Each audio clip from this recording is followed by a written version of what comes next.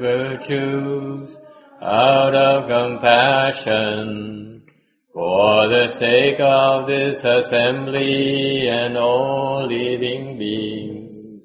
Please turn the wonderful Dharma wheel. Virtues out of compassion for the sake of this assembly and all living beings.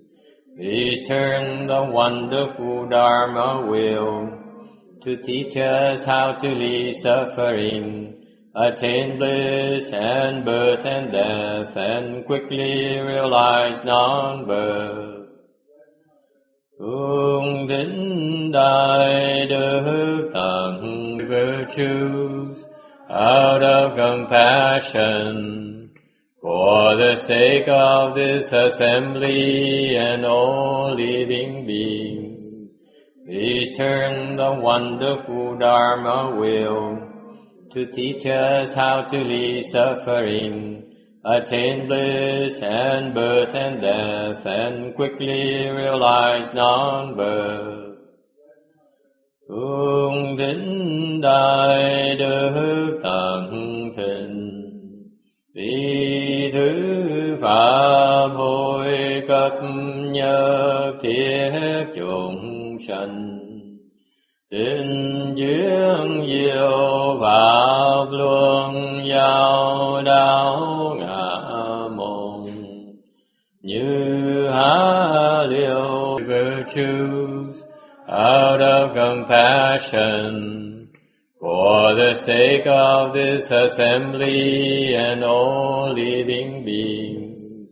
Please turn the wonderful Dharma wheel to teach us how to leave suffering, attain bliss and birth and death, and quickly realize non-birth. Cung kính đại đức tận thịnh, vì thứ pháp hội cấp nhất thiết chúng sanh. Tình duyên diệu pháp luân giao đạo ngã môn, như há liễu sanh tử ly khổ đạc lạc, tất chứng vô sanh. Homage to the Blessed, Noble, and Perfectly Enlightened One.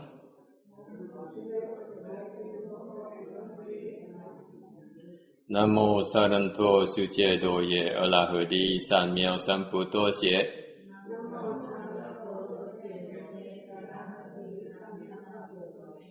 Nam mô Tát Đát Tha Tô Đà Đà Yà Ra Ha Đê Tam Miệu Tam Bồ Đà Tọa.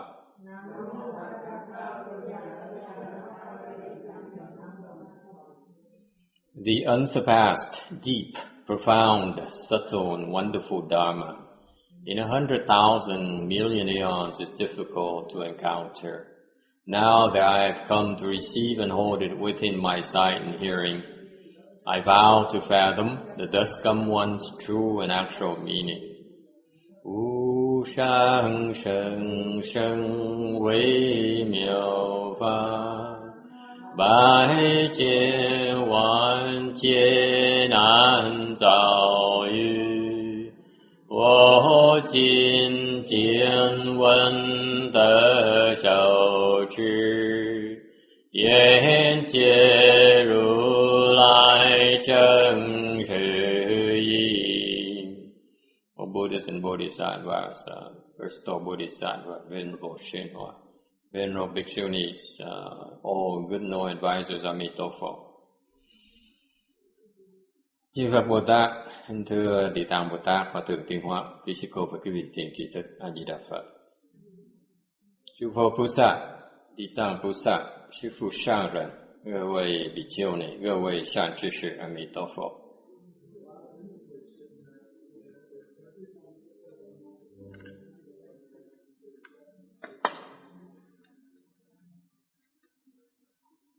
We have 969 of the Earth Store Sutra lecture sutra text. All the offenders, knowing the sufferings of the path of evil karma, obtain release and never go down that road again. They are like the lost person who mistakenly enters a dangerous road, but who, having encountered a good advisor who leads him out, does not enter that road again.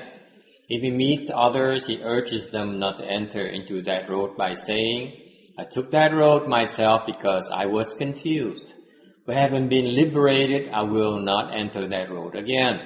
If he enters that dangerous path again, and he is still confused and makes a mistake, unaware that it is a dangerous path he encountered before, then he will probably lose his life.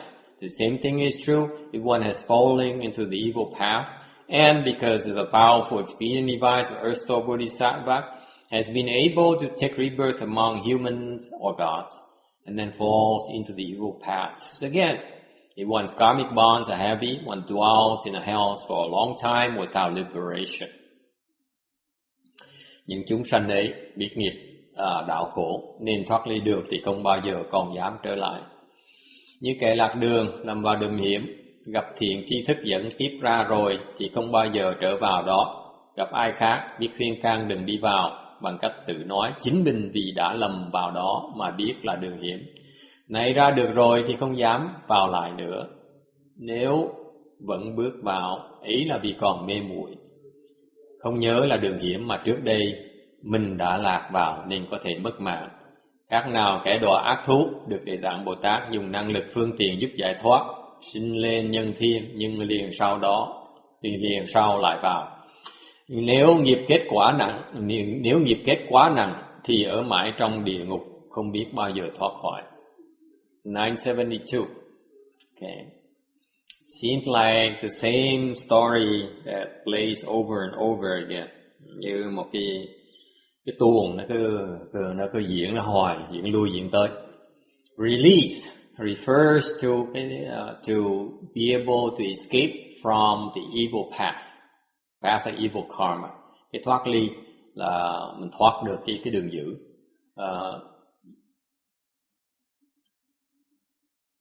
Here the sutra says that once you escape from the dangerous road, you should also tell the others to avoid going down the same road.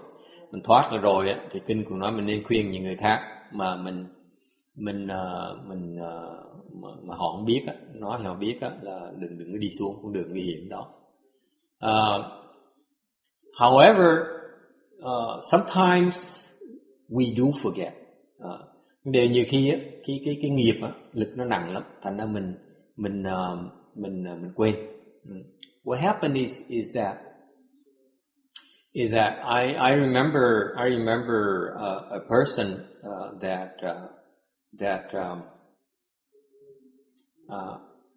took me a few months to teach this person not to beat his son. Tôi có một cái người học trò. Tôi phải quan sát cả tôi biết tôi phải chọn lời đợi thời cơ đợi cả mấy tháng trời mới dạy được ông ta rằng không được đánh con nữa. And I chose to do it the hard way by embarrassing him in front of everyone. Tôi chọn cái phương tiện của tôi là tôi nói bêu xấu trước tất cả cái đại chúng. Okay. And it hurt a lot. It hurts his family. It hurts him. He lost face, mất mặt với vợ con, mất mặt với đại chúng, mờ vợ cũng mất mặt nữa, gia đình mất mặt. So I chose the path, and as soon as I explained to him that he said he got the message, he stopped beating his son.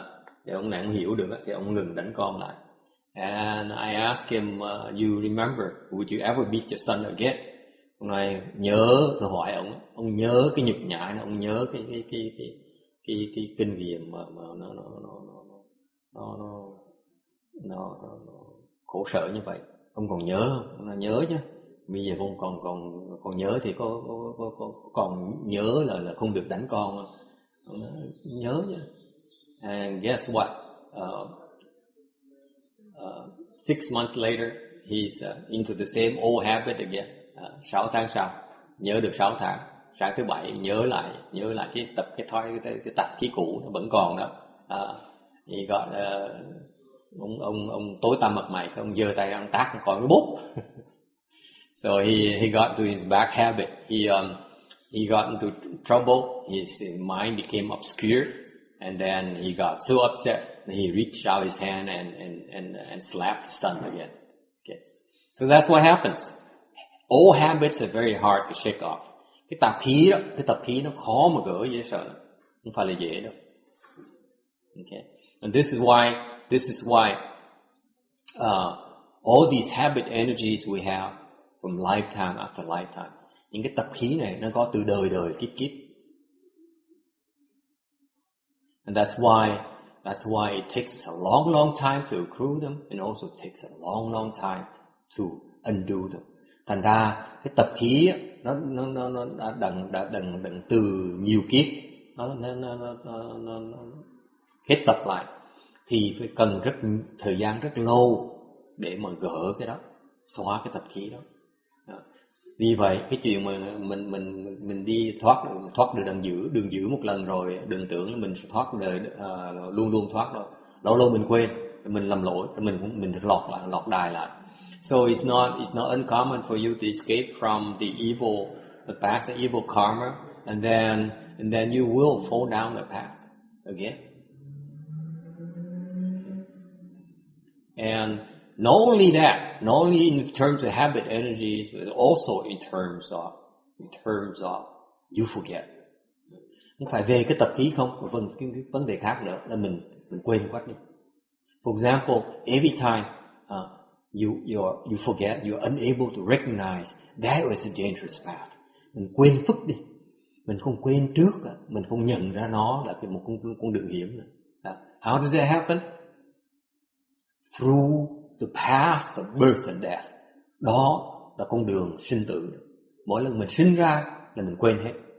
Every time you're born, you forget. Not only you, không phải mình riêng mình không đâu, mà it applies to the bodhisattvas and the arhats as well. Những người vị Bồ Tát, những vị A-la-hán, họ mỗi lần sinh ra họ cũng bị quên nữa.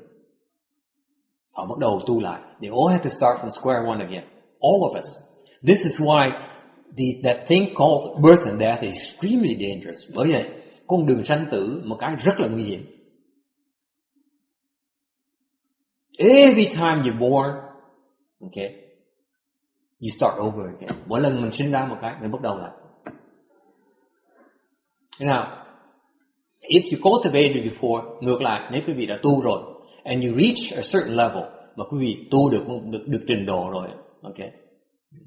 If you reach a level of arhat or higher, nếu quý vị tu mà đắc được cái quả A-la-hán, tứ quả trở lên đó, cao hơn đó, what happens is that you're relatively safe. Thì quý vị lúc mà tái sinh lại còn dễ hơn. If you are below the fourth stage arhat, nếu quý vị dưới tứ quả, it's a lot of ups and downs. Dưới tứ quả bất bình dễ sợ. This is why the left home people, bởi vậy những người mà ta biết, those with wisdom, okay, especially left home people, bởi vì những người xuất gia, người có trí huệ một tí, nhất là người xuất gia, thì người ta dốc sức để ta thoát cái đường sanh tử. The objective of living a home life, okay, of cultivation is to end that birth and death, because of the dangers associated with that. Is it clear? Bạn thắc mắc gì không? You don't know. You have absolutely no control. Whether you're bodhisattva or arhat. Cái vị A-la-hán hay nữa, cái vị Bồ Tát hay nữa, trình độ Bồ Tát hay nữa, mà sinh ra một cái là ráng mà chịu. Tối tăm mặt mày.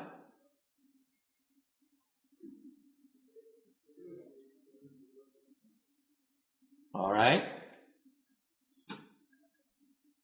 And that's why in this Dharma ending age, bởi vì cái thời mà mạt pháp này, the best deal, the best Dharma door for the most of us is really the Pure Land Dharma door. Bởi vì cái thời mạt pháp này, cái pháp môn mà thích hợp nhất cho chúng mình là pháp môn tịnh độ.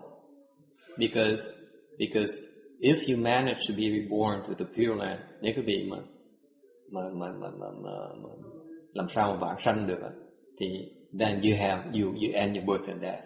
Yeah, quý vị hoàn toàn tự chủ, sẽ liễu sanh tử. Okay.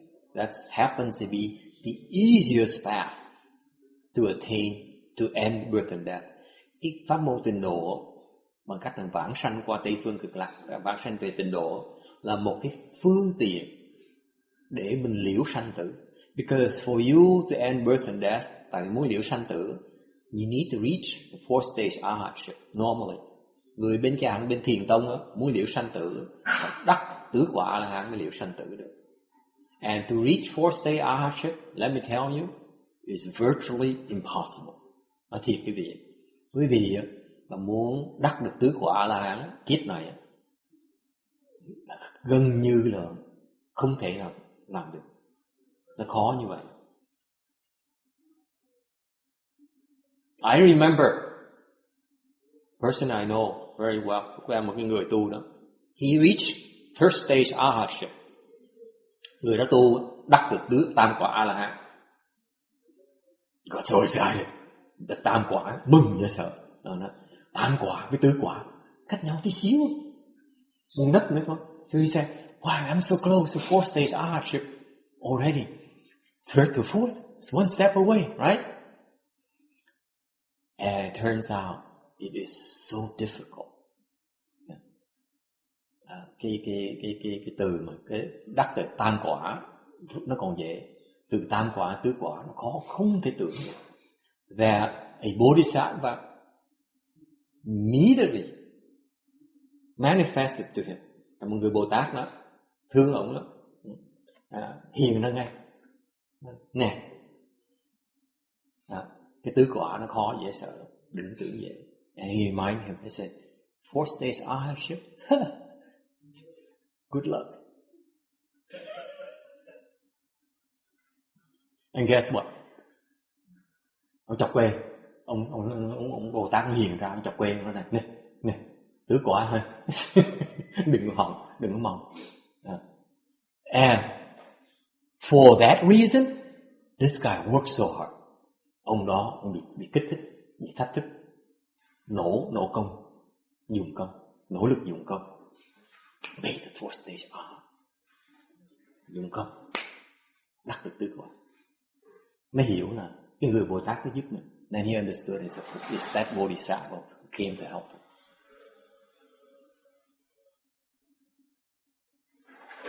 Okay? So, anyway,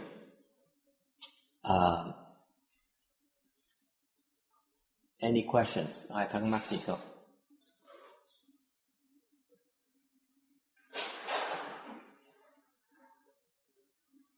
If you have the blessings, nếu quý vị có phước, okay, cultivation has clearly delineated goals and milestones to help you gauge how you're performing. Nếu quý vị thực sự có phước, okay, thì sẽ gặp được cái phương tiện, cái cơ hội để thấy được cái mục tiêu mình rõ ràng. Cái tu đó, nó rất rõ ràng. Okay? Because cultivation is just like everything else in life.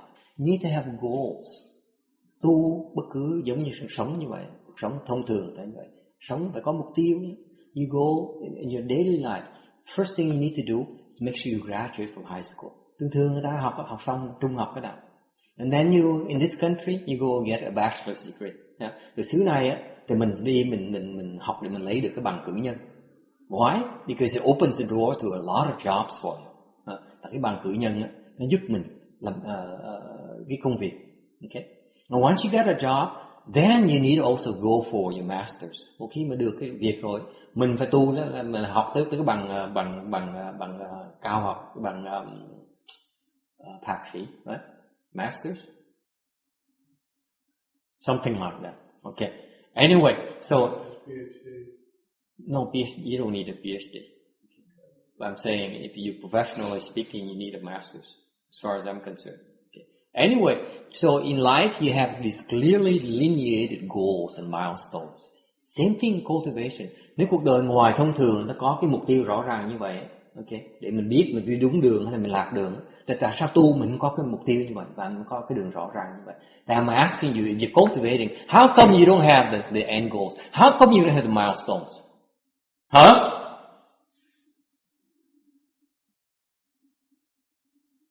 Why not? Tại sao không có? Chưa đủ phước. Don't have enough blessings. You have the blessings, you have it already. Can't help it. Thì sự quyết định có phước á, đã có rồi, đã có mục tiêu rồi, đã có cái milestone rồi. Okay? So don't be so full yourself. Đừng tưởng mình hay. Người ta mới tam quả là phải có Bồ Tát lật chạy tới nhắc này này có đừng có tưởng bở chứ, phải tiếp tục tu gắt gao nữa, chọc quê mới chịu tu gắt gao. So this guy, my example, the third stage Arhat, got him in there. He was so happy. Oh, first stage Arhat, I got this thing called the production of non-dharma, patient non-production, production of non-dharma. This is cool. I love this. And the Bodhisattva immediately came and said, "Hey, listen, boy, you cannot goof off. You have to keep going. You keep on applying effort because it's much harder than you think." That's the kind of blessing this person has. Cái người ta phước như vậy đó. Tam quả một cái là đợt Bồ Tát là được chạy thứ nhất. Còn tiếp tục tu tiếp đi.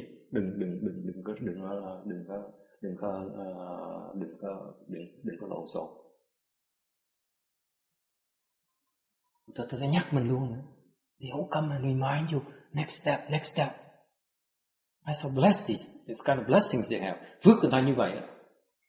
Mình tu tối tăm mặt mày, không biết đi phía nào, không biết mình ở đâu nữa. We work so hard, we don't know who we are, we don't know where we're going. So, inferior.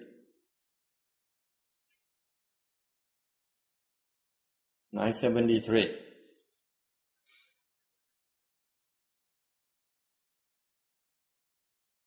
The sutra, contemplating the Buddha Samadhi Sutra, Kinh Quán Phật Tam Muội nói. There's a bodhisattva who scolded hungry ghosts. Cái Bồ Tát là mắng mấy con ngạ quỷ. He says, in your former lives, throughout numberless lives, nói rằng kiếp trước, phải một kiếp đâu, rất nhiều kiếp, you created boundless offenses, tạo biết bao nhiêu là cái nghiệp. You slandered and did not believe in the triple jewel. Vừa phỉ báng tam bảo, không tin vào tam bảo. You fell into the Vichy hell, đọa vào cái địa ngục A Tỳ. The Vichy hell is the worst hell, the worst place in the universe. Địa ngục A Tỳ, cái chỗ mà tệ nhất cái gì có được. Okay. You underwent all kinds of sufferings that cannot be possibly be told. Chịu đủ biết bao nhiêu cực hình, cái đau khổ mà không thể nào diễn tả nổi. Now you should bring forth a mind of kindness and compassion. Bây giờ phải phát cái tâm từ, tâm bi. And after that, the hungry ghost heard that and he said, Nam Mô Buddha. Thì cái con ngạ quỷ này, nó nghe như vậy, nghe Ngài Bồ Tát nói như vậy, thì sanh cái lòng tin, mới nói là Nam Mô Phật. At the end of their lives, they were born into the heavens, the four heavenly kings' heaven. Thì sau cái kiếp đó, mấy con ngạ quỷ đó nó chết rồi, thế nó được sinh vào cõi tứ thiên vương. Okay, so now they have a chance to cultivate. Tứ thiên vương là họ có cơ hội để mà tu.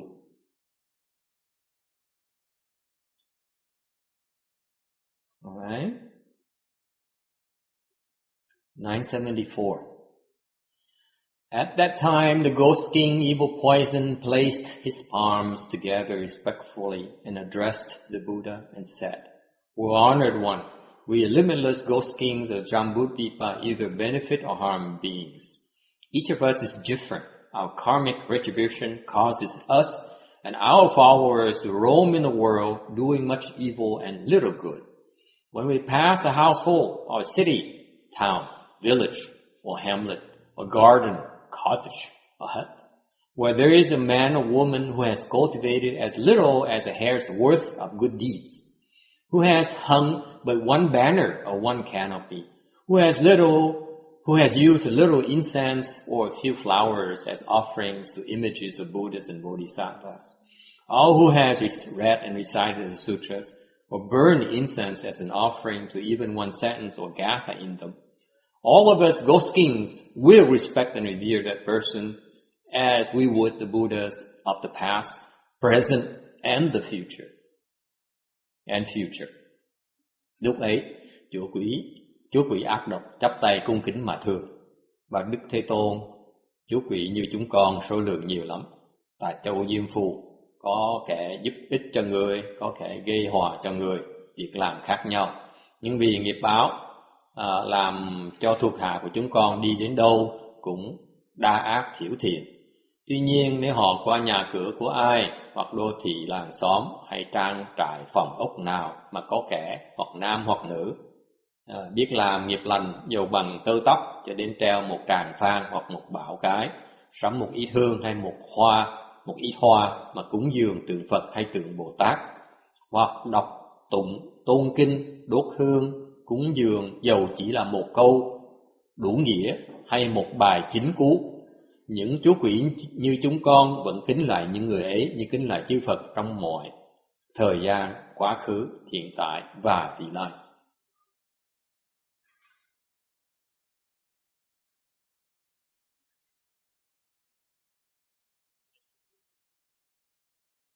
We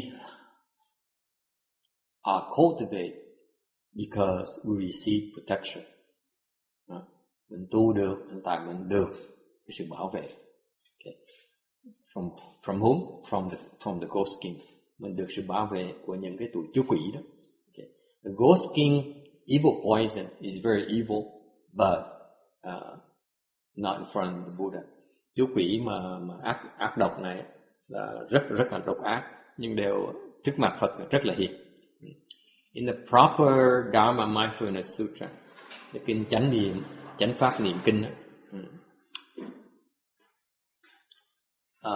from greed, jealousy, deviant views, cheating and lying, từ cái tham, ganh, tà, lương lẹo, nịnh, or from hoarding assets but not giving, hoặc là tích tập tài sản mà không có bố thí. You create the seeds to become ghosts. Thì mình tạo cái nhân để sau này mình thành quỷ. This is how ghosts come into being. Cái tụi quỷ nó thành quỷ tại trong quá khứ nó trồng những cái nhân đó. What kind of greed again is worth? What kind of seeds again? Nhắc lại cho quý vị đấy. Seeds of greed, jealousy, deviancy, cheating and lying. Cái nhân nào? Cái nhân của tham, nhân của ganh tị, nhân của cái tà kiến, nhân của ăn gian, nhân của nói láo. Okay. Or being stingy and not practicing giving, hoặc keo kiết mà không có bố thí. Okay? It seems to be against common wisdom, isn't it? Cái này hình như nó hơi đi ngược lại cái sự hiểu biết thông thường, phải không? Isn't that right that with the new Wall Street movie coming out, that greed is what? Greed is good. Is that the phrase? Greed is great, something like that. No? Greed is good. Trong cái movie, trong cái phim Wall Street, cái phim What's Wall Street in Vietnamese? Đến phía đông mà có cái chỗ họ buôn bán mấy cái cổ phần Wall Street á, thì có cái phim nó có Wall Street. Đại tử nó cái phim nó nổi tiếng nhất có một câu thôi, nói là tham là tốt, greed is good, lovely. Okay. Suppose greedy is being as part of existence. Sống là phải tham. What about jealousy? Ganh tị. Someone is better than you, has better off than you, and causes jealousy. Thấy người ta hơn mình một cái là mình ganh tị. Okay, I don't know about you, but I used to be pretty jealous myself. And deviancy, rồi cái tà là sao? What's deviancy?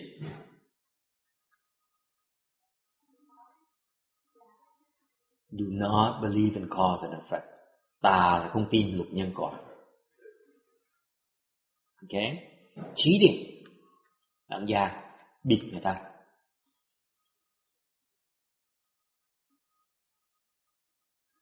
If you're into sales, you're supposed to cheat. And lie. Buôn bán là mình phải gạt người ta một tí, phải nói láo một tí, xong buôn bán được. It seems to me what I'm trying to say is that this is, I'm looking back, this is what my prior life is like. Tôi nhìn lại bây giờ xuất gia rồi, nhìn lại cuộc đời trước của mình đó, đời trước mình là như vậy thôi. I lived within greed, with jealousy, with deviancy, with cheating and lying. Trước sống tham, ganh tị, tà kiến. Deviancy.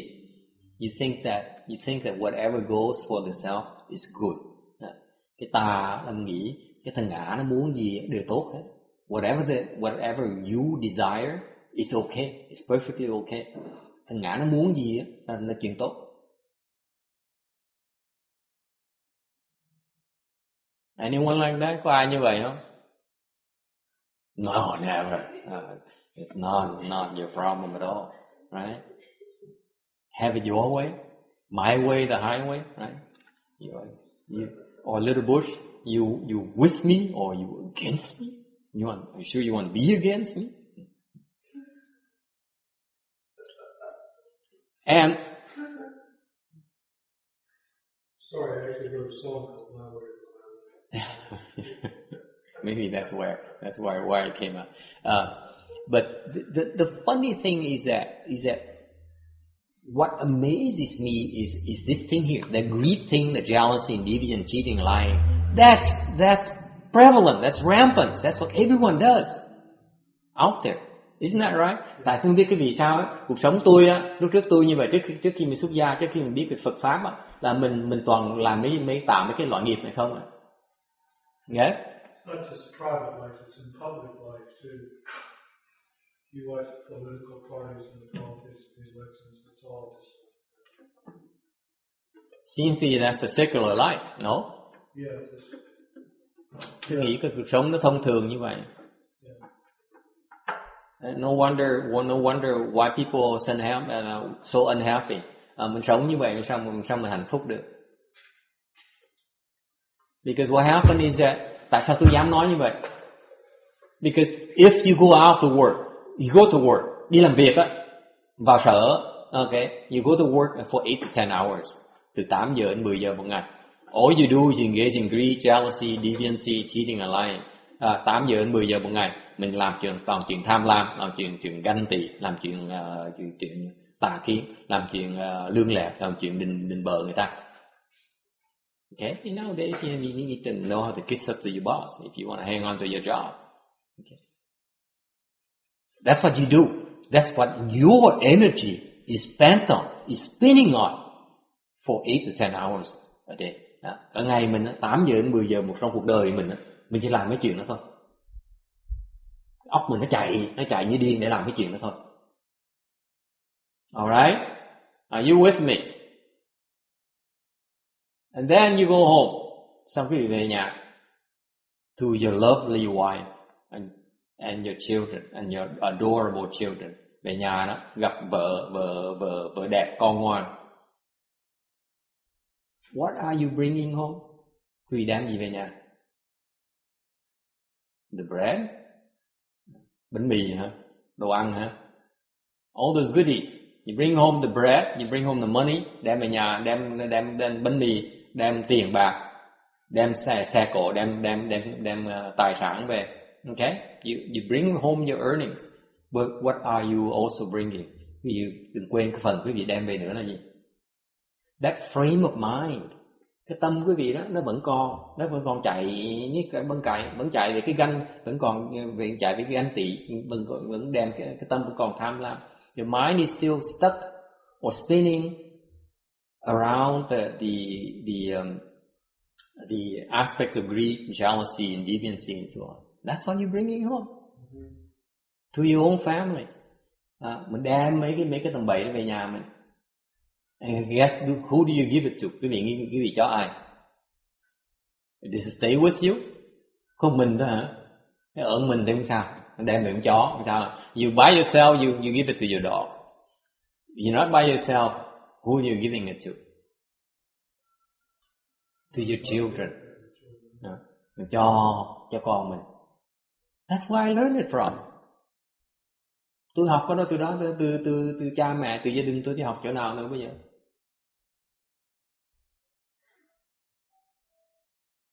Okay? Lots of confusion. Nó hơi điên đảo một tí.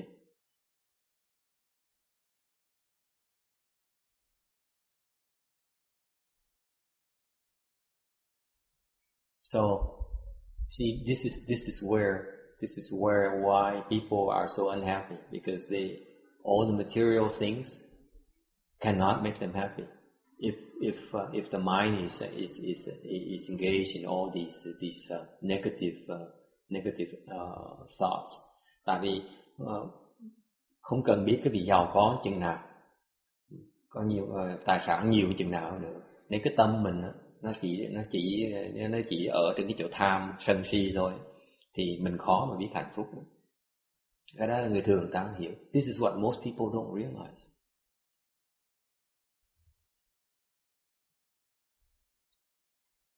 That's pretty sad.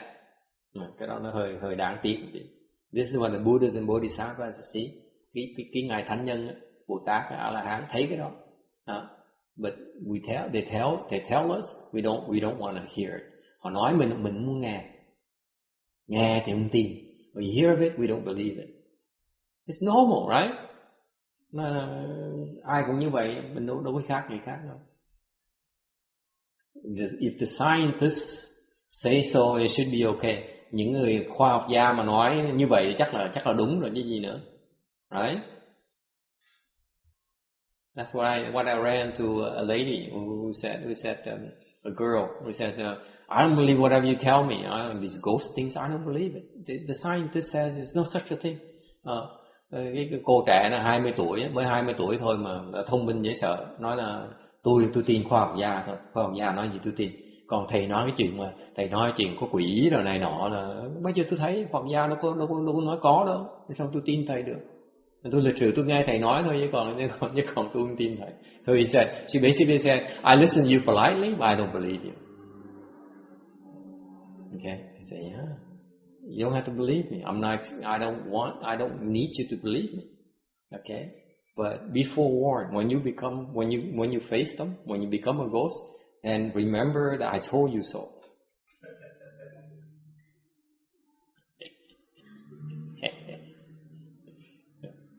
Okay, for your information, not give you.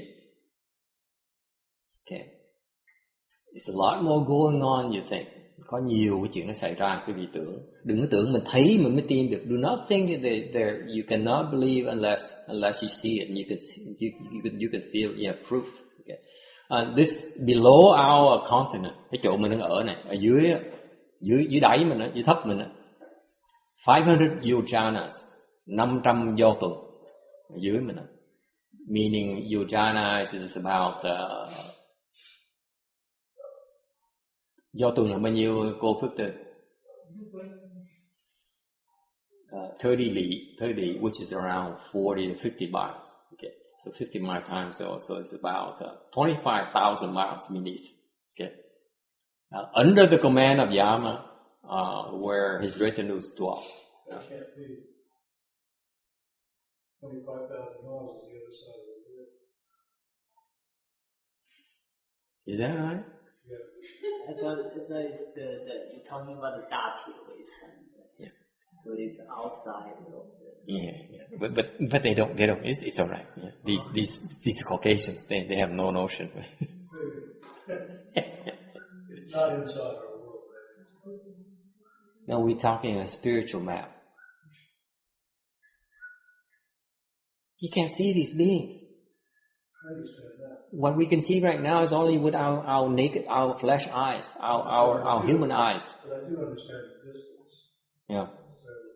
So Anyway, it's somewhere down there. yeah, somewhere down there where if you have blessings, nếu quý vị có oai đức, có phước á, you dwell in mountain valleys, in space or ocean, thì ở trong núi, trong vực thẳm, hoặc là trong không trung, hoặc trong biển, and they are well to do, they have palaces ở trong cung điện á.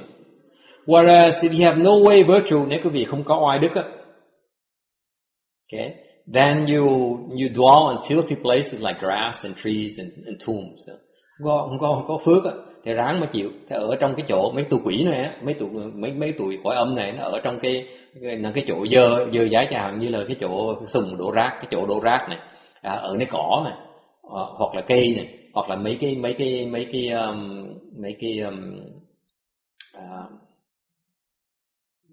nghĩa địa. Thank you. Okay. In some cases, the worst case is that they have no shelters at all. Có những cái tụi nó không có chỗ ở luôn nè. Does it ring a bell? In human realm, we have such a thing, right? We have rich people who live in palaces, like Mr. Gates and all those people. They live in 50 million, 100 million estate. Okay. Whereas we have no way virtues, then we live on a rental room,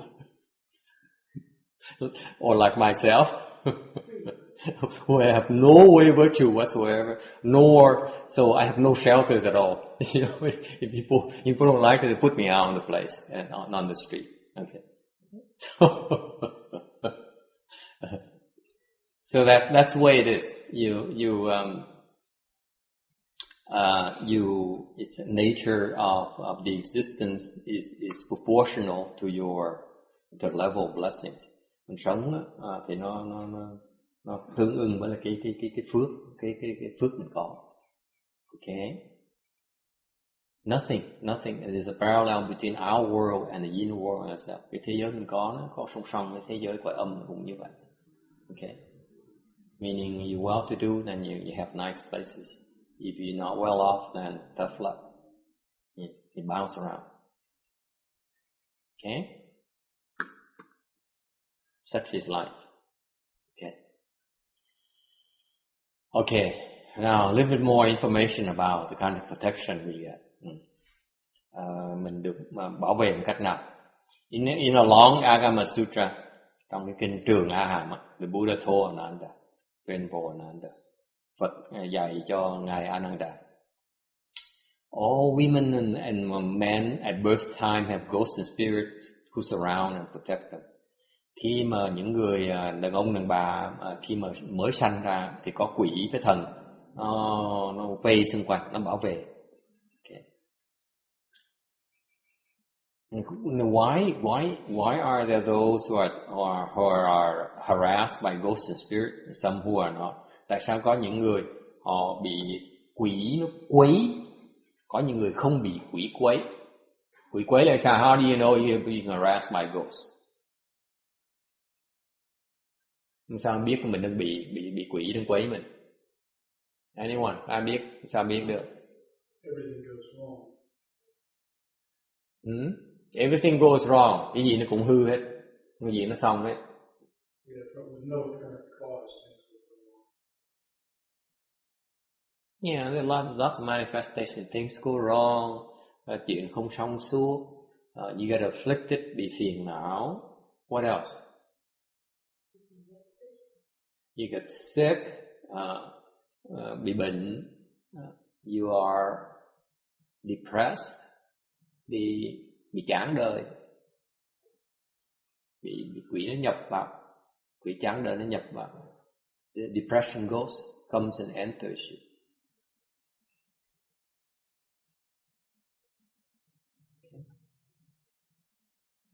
How come some are harassed and some are not?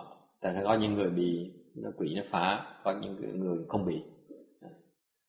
That is because you invite them through your practice of illicit dharmas.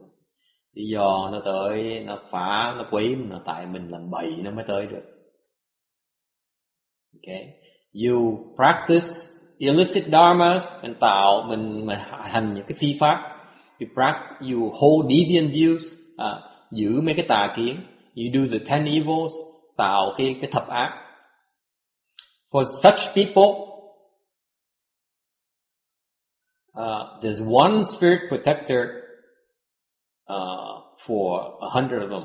Thì có một cái người thần bảo vệ cho 100 loại người đó. They outnumber, in other words. Một cách khác là một người mà giữ 100 người á, thì nó bị nó hơi lép vế một tí. In contrast, you practice good dharmas, have proper views. Ngược lại, nếu quý vị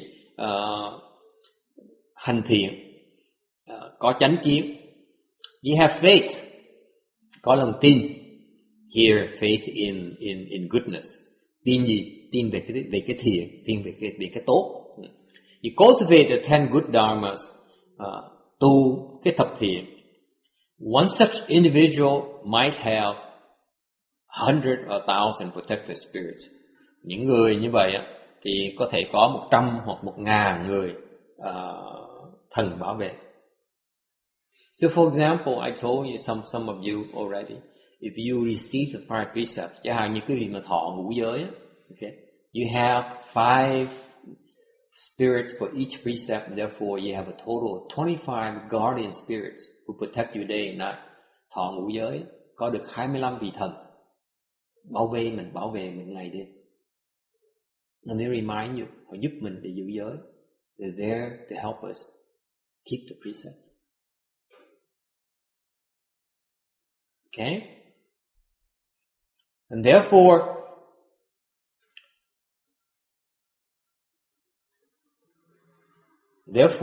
so in other words, if you have all these Dharma protective spirits, nói cách khác, bây giờ quý vị mới sinh ra, có nhiều vị thần, quỷ thần tới bảo vệ. So you at birth you have a lot of these Dharma ghosts and Dharma and spirit protectors. And if you do evil, nếu làm bậy, these spirits will leave you. Những người thần họ bỏ mình họ đi.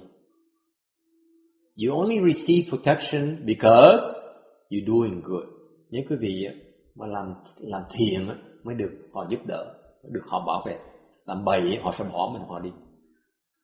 Tức mình có sẵn rồi mình mất họ. So what happens is you endow with the protection at birth time, and then it's you who commit evil and drive them away and leave you without protection.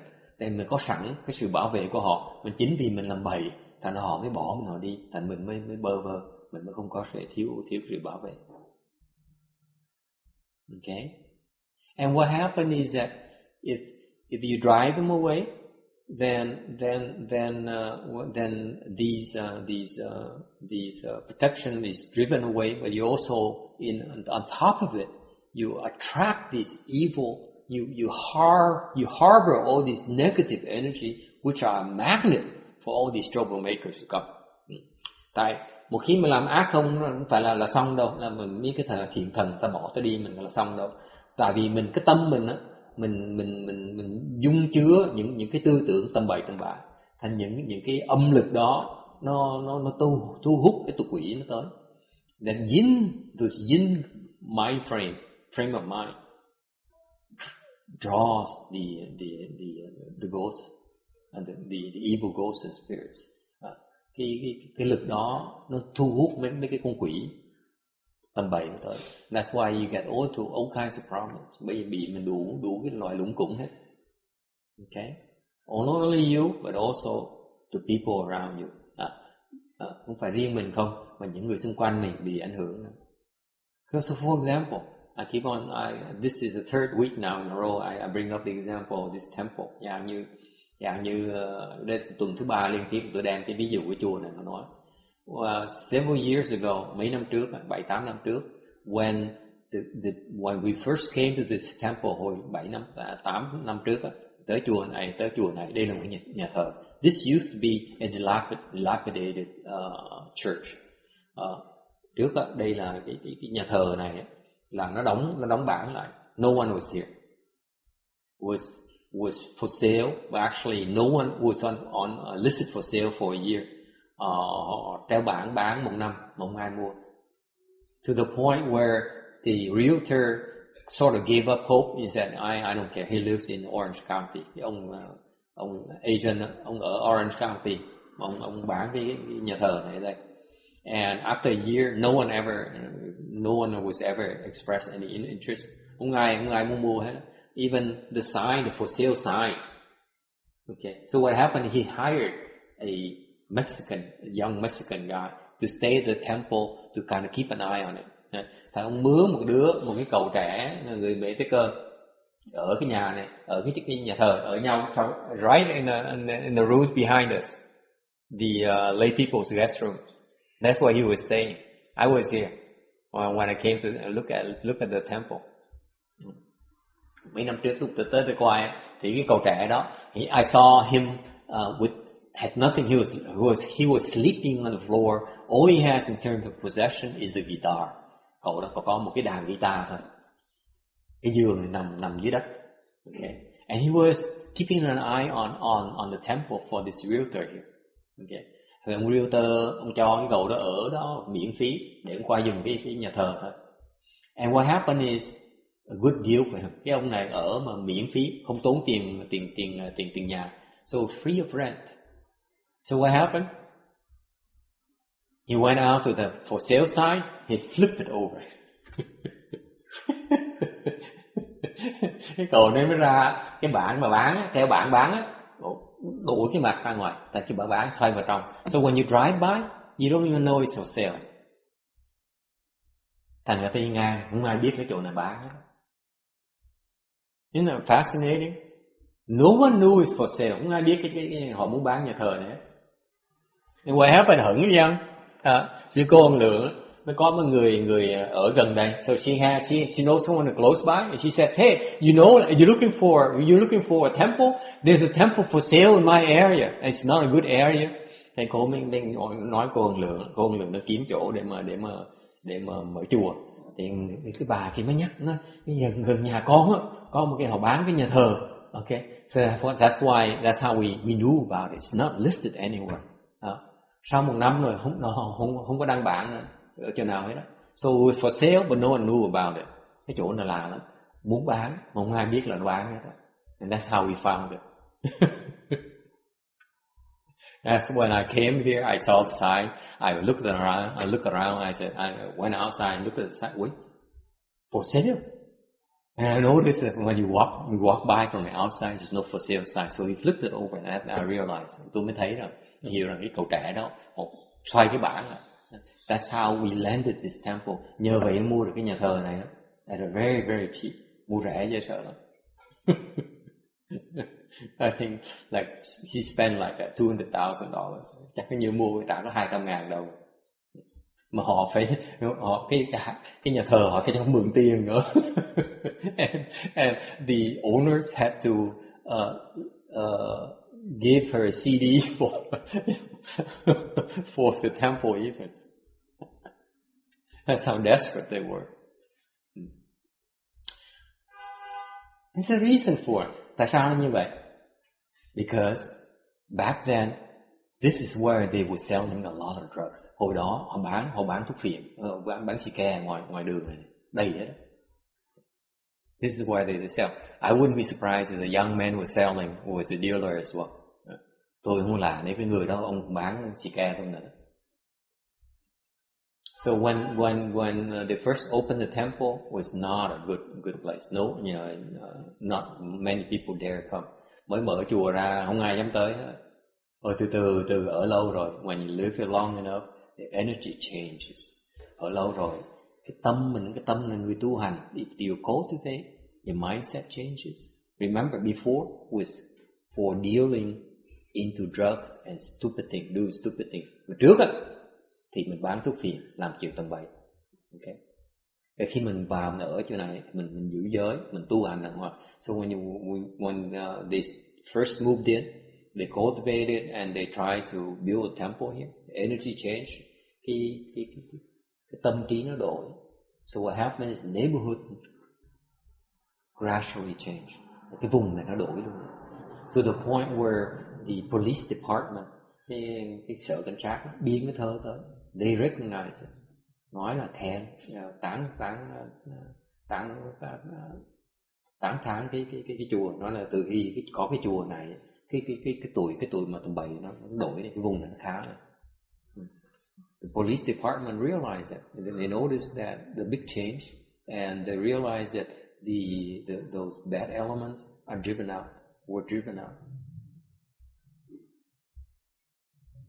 Okay, so my point here is that if you do good, you benefit a lot of people around you. You do bad stuff, you will harm people around you as well. Phải nói cái ý tôi nói ngày hôm nay, nếu tâm quý vị đàng hoàng thì những người xung quanh mình được hưởng. Tâm mình tầm bậy tầm bạ, những người xung quanh mình cũng bị vạ với mình. And please keep that in mind. Nhớ cái đó. Because not only for you, không phải riêng cho quý vị không, it's for your own children, for your own family. Không phải riêng cho quý vị không, và nó ảnh hưởng tới con cái của mình, ảnh hưởng tới vợ chồng của mình. It's very important for you to be aware of that. Phải nhớ cái chuyện đó. Questions, comments? Because let me tell you, right? Let me take a step further. Because I witness it with my own eyes. Phải nói hơn một tiếng, nói thêm một tiếng để cho quý vị thấy. Để tôi thấy cái chuyện này. The wife comes to the temple. Và vợ thích tới chùa, không thích về nhà. Do not like to go home. Why is that? Làm gì làm chứ? Thích tới chùa chứ không thích về nhà. After work, she goes and hangs out in the temple. Does not want to go home. Xong rồi làm việc xong đó, lọt chạy tới chùa, la cà với chùa, không chịu về nhà. Đuổi về nhà, không chịu về nhà. I told her you should go home, cook something for your husband. Nói thẳng luôn. Tôi thẳng lắm, tôi nói về nấu với chồng ăn gì đi. Không chịu. She would not. She refused. I said, what are you doing here? You have a husband, you have a family. You're supposed to be home, take care of your family. Tôi thẳng, tôi nói phải về nhà chứ. Mình là người có gia đình, phải về gia đình. Sao mà làm việc xong rồi mà lò mò tới cái chùa, chuyện là chuyện nó kỳ cục vậy. Về nhà đi. Không về. She said, yeah, I hear you, but she would procrastinate, and then she would hang around the temple before long after I left as well. Bắt tôi đợi 9-10 giờ tối, tôi về thì các bạn vẫn còn ở chùa như thường. And then ran to the husband. Sau mới gặp người chồng. Then I understood. Tôi mới thấy tại sao.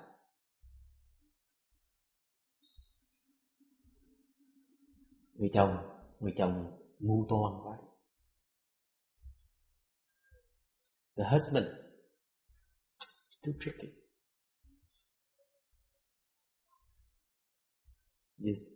The husband is too schemy. Người chồng đó, nhiều mưu toan quá.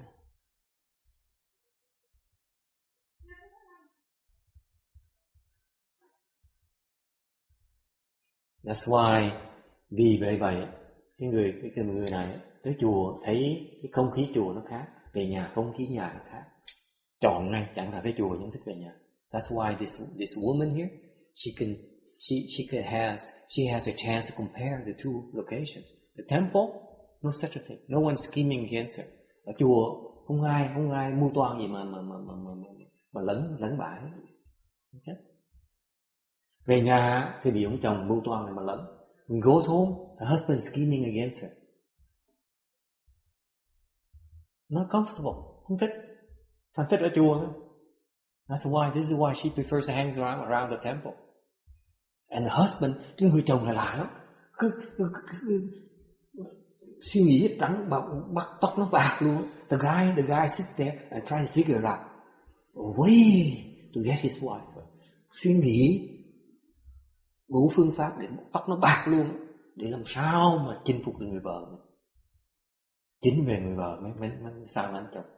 This is why the lady chooses to stay away from the husband. Unpleasant, too schemy, mưu toan nhiều quá đâu, người ta biết. Do not think that you scheme against someone, okay? And I'm guilty of that. Tôi nói cái chuyện, tôi thì cái vị, tôi không phải là người xa lạ đâu. Lúc trước tôi như vậy. I used to be that kind of husband, scheming against my wife.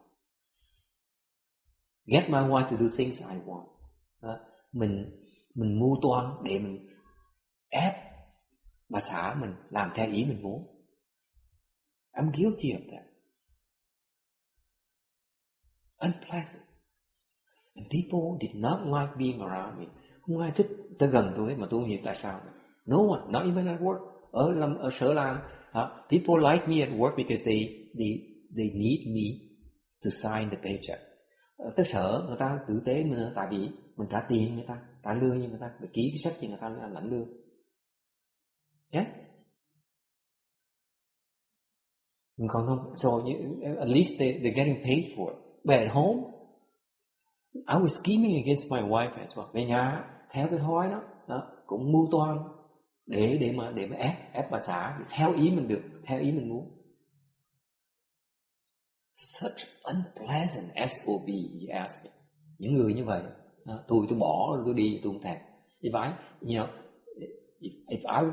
I were my wife, I would have left me a long time ago. Let me tell you. Đó thiệt quý vị, nếu như mà bà xã tôi bỏ tôi lâu rồi. My wife is too nice to me. Bà xã trước quá đối với tôi quá tốt. My point, when you scheme, people know. Mình mưu toan á, người ta biết. And you know, I'm telling you this because that lady I talked about, she does not know about this. Cái người phụ nữ đó tôi nói đó, bà đâu biết chuyện đó. Just instinctively, she's more comfortable here versus at home. Thì cái linh tính á, cái chùa thấy thoải mái, về nhà không thích, thành né thôi, thì né tôi không hiểu tại sao. She does not even realize that the husband is too schemy. Không biết rằng người chồng là mưu toan, chỉ biết là không thích thôi.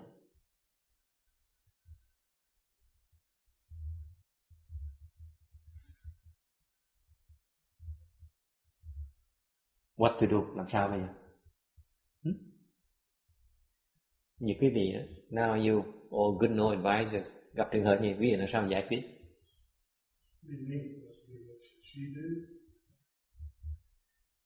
How are you going to help them? You ask them to get divorced? Họ nói họ ly dị á, nói sao? What? They're miserable, không hạnh phúc. What to do? What does Mahayana have to offer? Đại thừa có gì giúp đỡ họ được? Phật giáo có gì giúp đỡ họ được?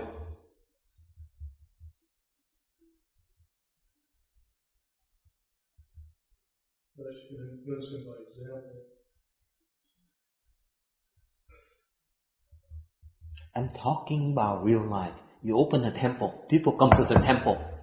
Tôi nói cái chuyện này chuyện rất thực tế. Mình mở cái chùa ra, người ta tới với mình. Mình thấy vấn đề trước mắt mình đó. You see the problem from your eyes. How are you going to help them solve the problem? Mình cái trách nhiệm mình phải giúp người ta giải quyết vấn đề đó chứ. Sao mình làm lơ được?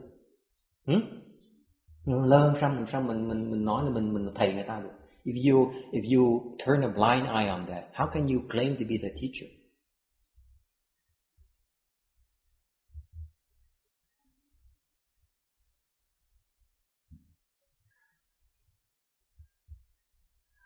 I would suggest that she cultivate to increase her samadhi level so she won't get afflicted by it, and because she has to pay her retribution.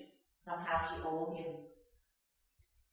Nói là phải tu, để tăng trưởng cái định lực của mình để mình không bị phiền não. Cái phiền não bây giờ đó là cái nghiệp báo của mình. Excellent. Đúng. That's the only way to solve it. Cách duy nhất là why is that? Tại sao như vậy? Người chồng không chịu tu. The husband is not willing to cultivate. The husband has no interest in cultivation whatsoever. Chồng hoàn toàn không muốn tu.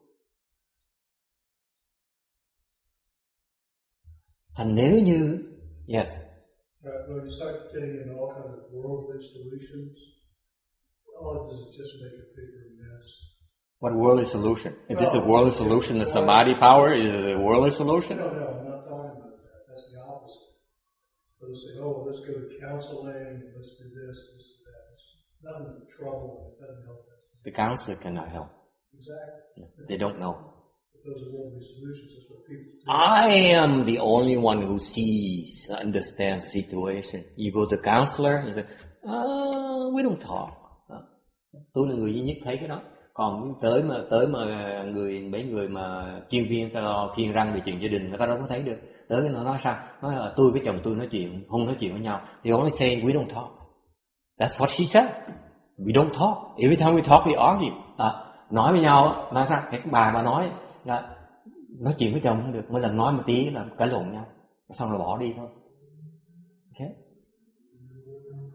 They only trying to solve the superficial things. Họ chỉ loanh quanh loay hoay với cái chuyện cái tướng không, họ không thấy được cái nhân của cái vấn đề.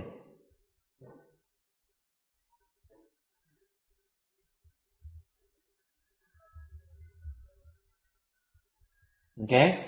This is where you need to help them develop samadhi power by. Okay. Đây lúc mình phải cần giúp người ta phát triển cái định lực để người ta có sức hơn ông chồng, mới không có thể bị ông chồng làm phiền não được. Right now she's afflicted because her husband's kung fu is higher than hers.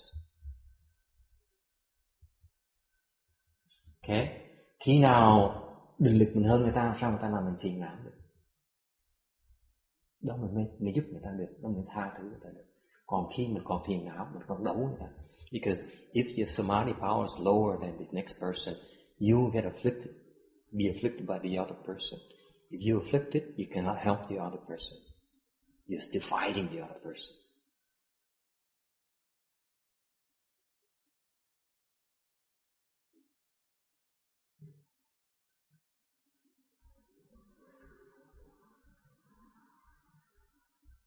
Agree? Có đồng ý không?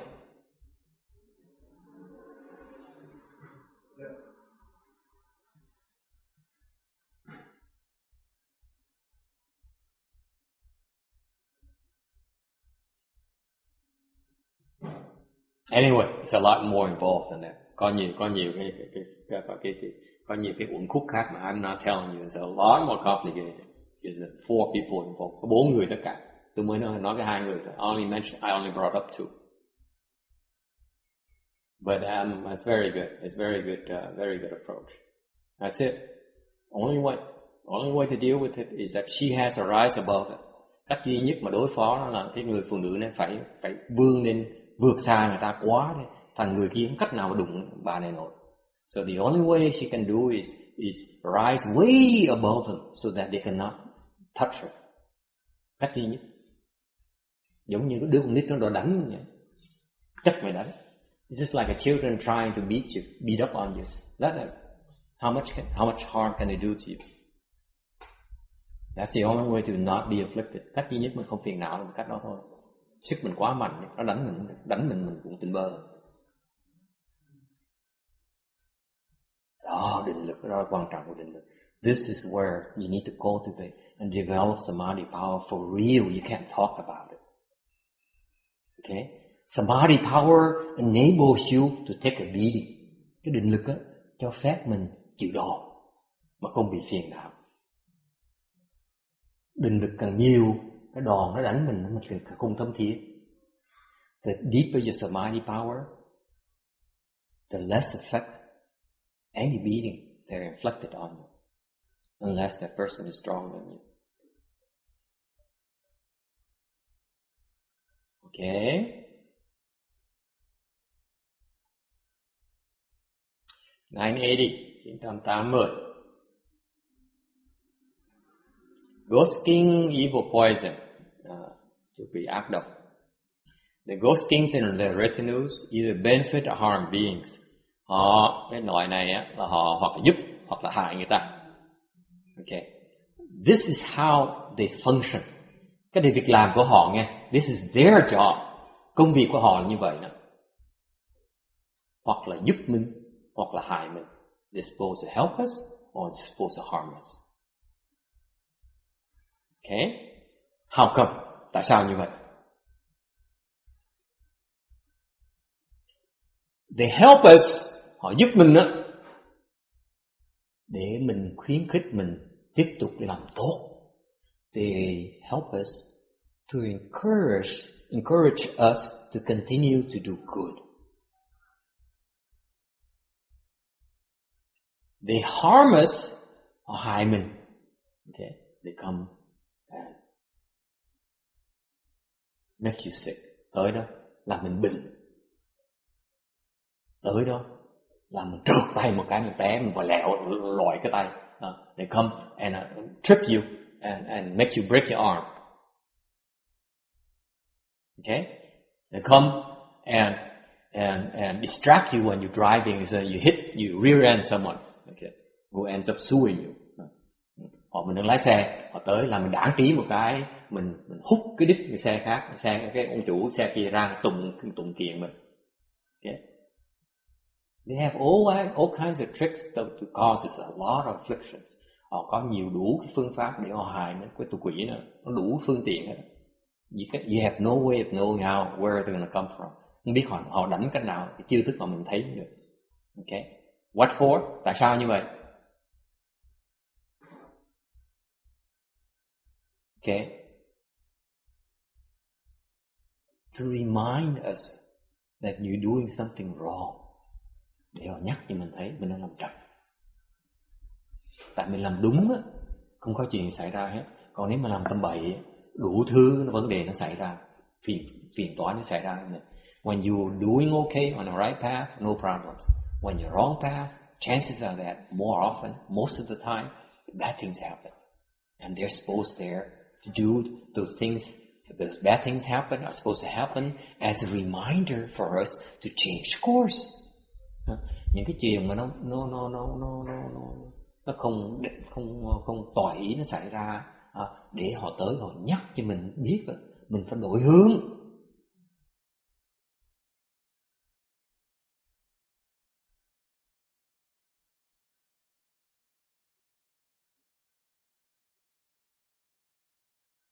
Okay.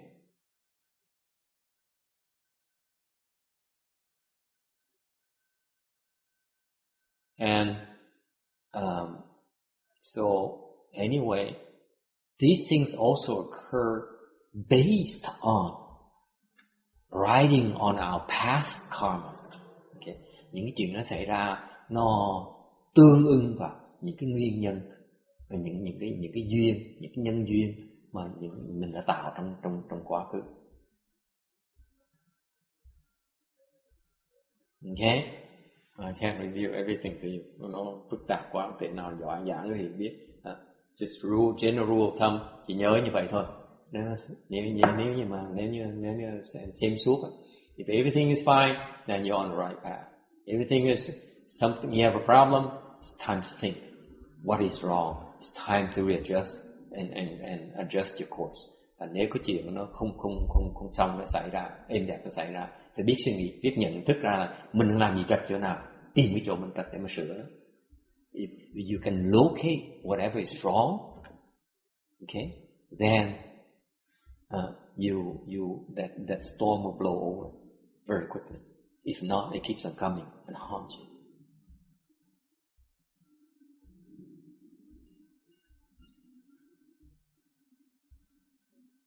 Okay.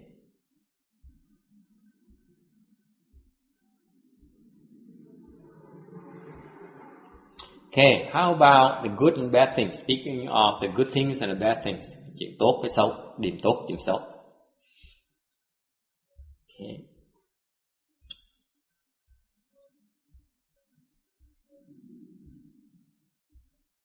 How do you have good manifestation, or how come you have bad stuff happen to you? How come you have good stuff happen to you?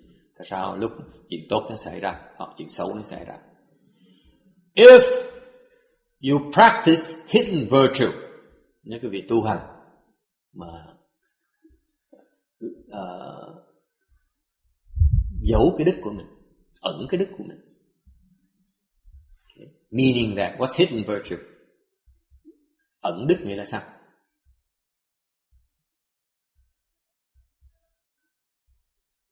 Có ai hiểu tiếng Tàu? I have two Chinamen here, so I'm going to ask these Chinese people, the non-Chinese people, what is hidden virtue? Yes, I purposely left out the Vietnamese translation so that I'm going to ask you. Tôi không dịch ra tiếng Việt để tôi cố ý để tôi hỏi cái gì. Ai biết? What's hidden virtue? Hidden virtue is virtue that no one else knows about. What is virtue no one knows about? Like if you give money to something anonymously, somebody knows about it. It's not. That's right. Okay. Ẩn đức nghĩa là sao? Or if you say mantras and dedicate the earth to somebody else, that would be an example.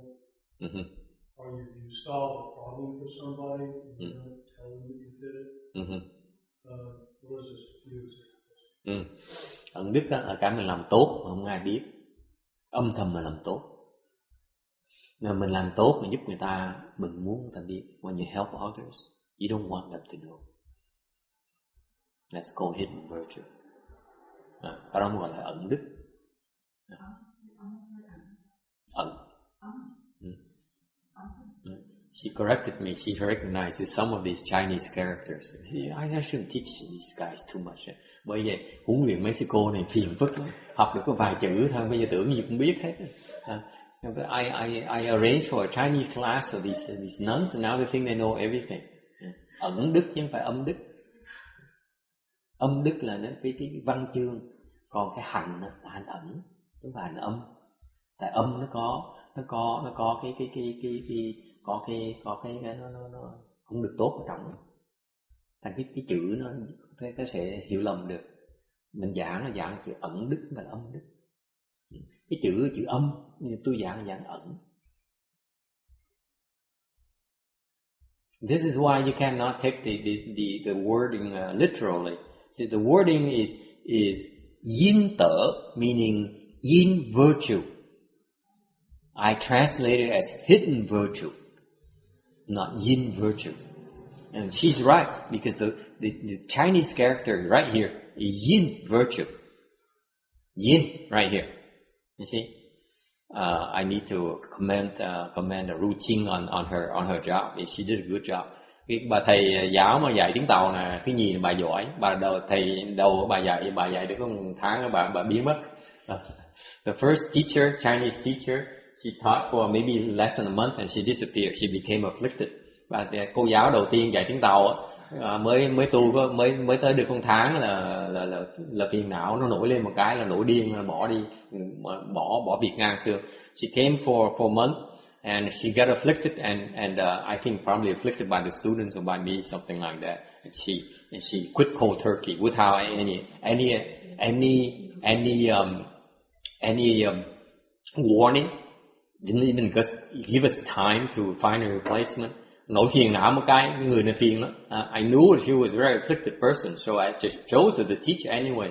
Not only for language skills, but I was hoping that she would plant her blessings that gives us the chance to help her reduce her afflictions. Người này tới, tôi nhận ra người này là đại phiền não. Mình biết người phiền não này mình không thể nào mà trông cậy người ta được. Nhưng điều mình cũng làm lơ, mình nói kệ để người ta trồng thêm phước điền người ta, khi người ta đủ phước mình giúp người ta diệt cái phiền não người ta. Đó. Mà trồng được bao nhiêu mới một tháng cái phiền não nhảy lên, bỏ từng nó chặt cái phút, bỏ đi, không nói một tiếng, bỏ đi vậy thôi, ngang xương. Anyway, she quit. So the second replacement, she's doing a good job. I need to commend her on that. Muốn cảm ơn cái bà thầy giáo cái gì bà dạy Mexico này học tiếng Tàu nhiều hơn một tiếng. Nhưng đều but anyway, the yin virtue and yin thở, yin virtue, that's what it means, literally yin virtue. I translate as hidden virtue. Tôi không dịch là âm đức, mà tôi dịch nó là ẩn đức. Okay, ẩn là mình cố ý mình giấu.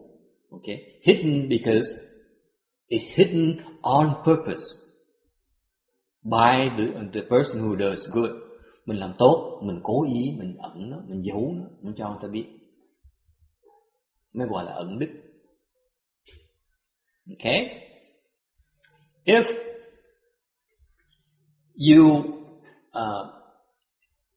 you practice hidden virtue, nếu mình làm ẩn đức, then your retribution manifests. Thì nó thì cái quả báo mình nó hiện ra. Mình làm ẩn thì quả báo tốt nó hiện ra. So if you do hidden virtue, there is good retribution, then manifest becomes visible. If you have invisible virtue, then your good manifestation becomes visible. Okay? Whereas if you practice hidden virtue, ngược lại, nếu mình làm ngược lại, if you practice good, you do good and want it to be known, to be seen. Mình làm tốt, mình muốn người ta thấy, muốn người ta biết. Okay. Then what happens is that your retribution, your good retribution is not seen. Thì ngược lại, cái quả báo tốt của mình, quả thiện báo của mình á, nó bị giấu, mình thấy không được. What happens, you cannot see your good retribution. Serves you right. Đáng mà kiếp. So your good retribution is invisible? Yeah, so that's why you have no idea if doing good is of any use at all. Thành cái tâm mình làm tốt, mình hy vọng người ta biết, người ta biết cái chuyện đó, thì cái quả báo mình nó tới, mình không biết được, nó bị giấu, ráng mà chịu. Là tham. Okay.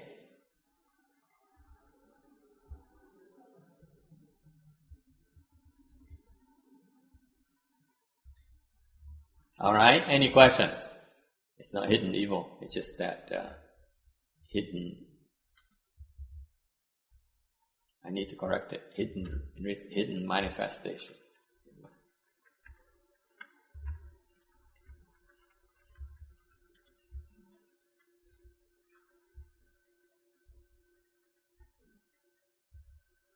Oh, is that a good thing though? So you stay humble? Ông nói là nếu như vậy tốt chứ, tại vì nếu mình không thấy mình khiêm tốn.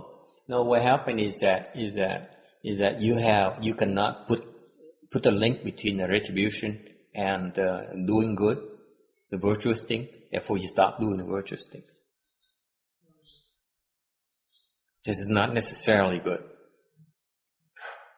Hoặc cái đó tốt là xấu, tôi nói chưa chắc là tốt. Tại vì nếu như mình làm tốt, mình không thấy có hiệu quả gì hết, thì làm tốt là cái gì nữa? Thành mình ngừng làm tốt, thành cái đó tai hại lắm. Very dangerous, in a subtle way, it's very dangerous to do good and want people to know about it, because then if when the manifestation and good retribution comes, you have no clues. So therefore you tend not to repeat the good deeds. Okay.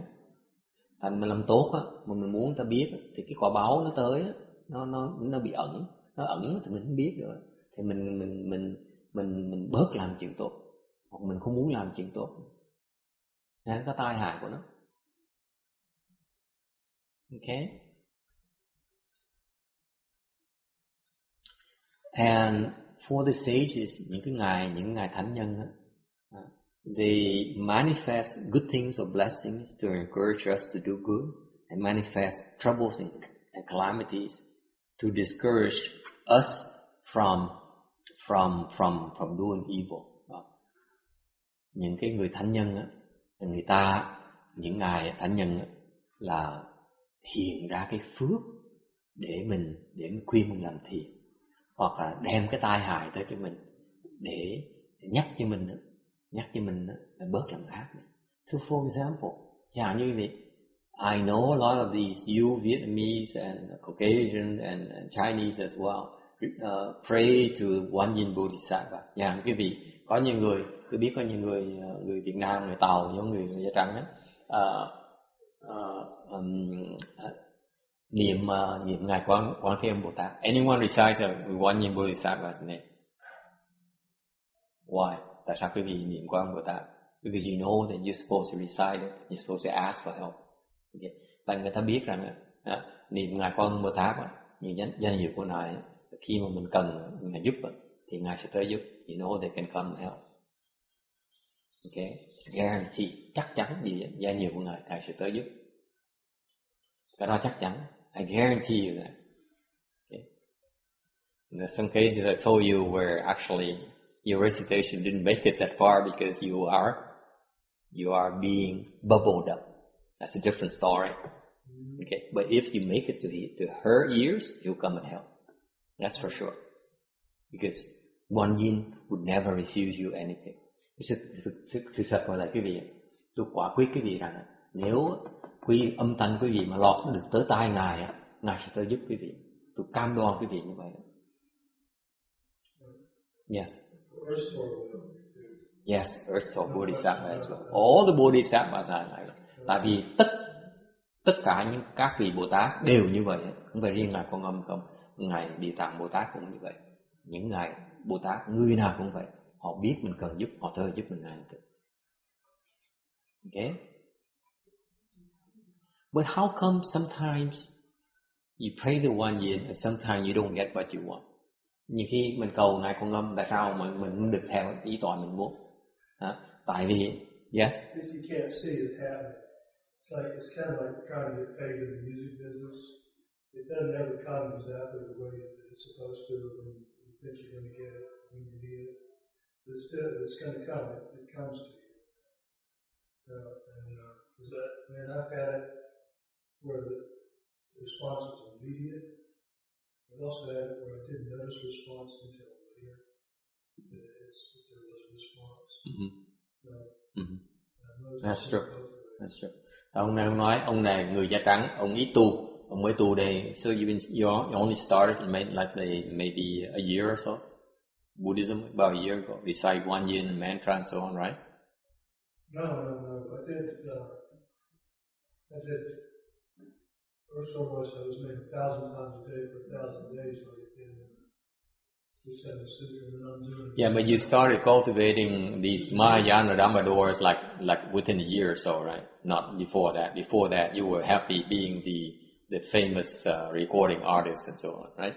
I did this was like years ago. Years ago, you did it already. But I did it, but I'm doing it again now. Okay. Anyway, ông này ông kể ông niệm mấy danh hiệu mấy ngài Bồ Tát để có được cái cảm ứng. So you will obtain response and nhiều khi cảm ứng mình thấy được, có nhiều khi cảm ứng nó tới không thấy được nhưng từ từ sẽ hiểu nó có được cảm ứng. Okay, so you obtain response. I'm telling you that some cases you may not obtain you obtain no response whatsoever. Nói thẳng cái vị, có nhiều khi cầu ngài Quan Âm Bồ Tát và ngài Địa Tạng Bồ Tát đó, hoàn toàn không có cảm ứng gì hết. In contrast, those bad things actually arrive much more furiously. Ngược lại, cái chuyện nó càng ngày nó càng khó thêm nữa. Why is that? For this very reason. Right here. Lý do tại vì họ cố ý không giúp mình để bắt mình đổi. They purposely do not help us. Actually, purposely they make things worse for us so that we change our ways. Okay? Because eventually we get it. Từ từ mình sẽ thấy. Nhiều khi Bồ Tát giúp ngược như vậy. So what happens is they help either in a accommodating way or in a adversarial way. Thành ra những ai Bồ Tát nó giúp mình, nhiều khi ta thuần hoặc giúp cái nghịch, thuần giúp nghịch để nhắc cho mình phải đổi. So the adversarial way of helping is that it forces us to wake up and make changes.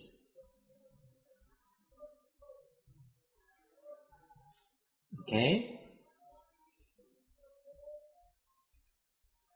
Cái lúc mà họ giúp mình nghịch đó, thì mình cái phương pháp họ là cái nghịch nó tới để mình thấy được cái sự quan trọng của đổi, mình cần đổi hướng. Okay. All right. Any questions? Anh thắc mắc gì không?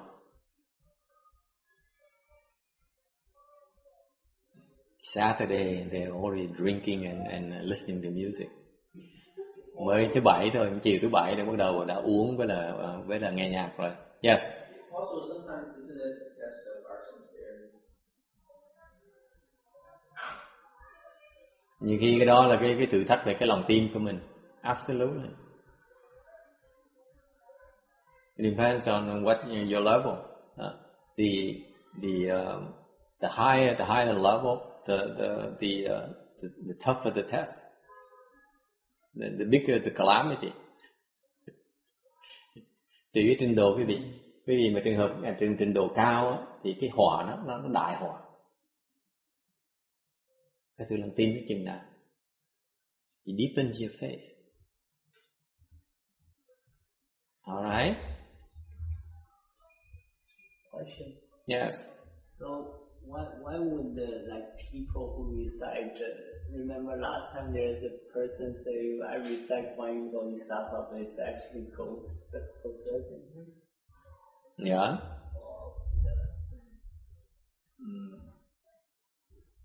So it's not Guanyin Bodhisattva, or it is Guanyin Bodhisattva through the ghost form? I don't know. To tell you the truth.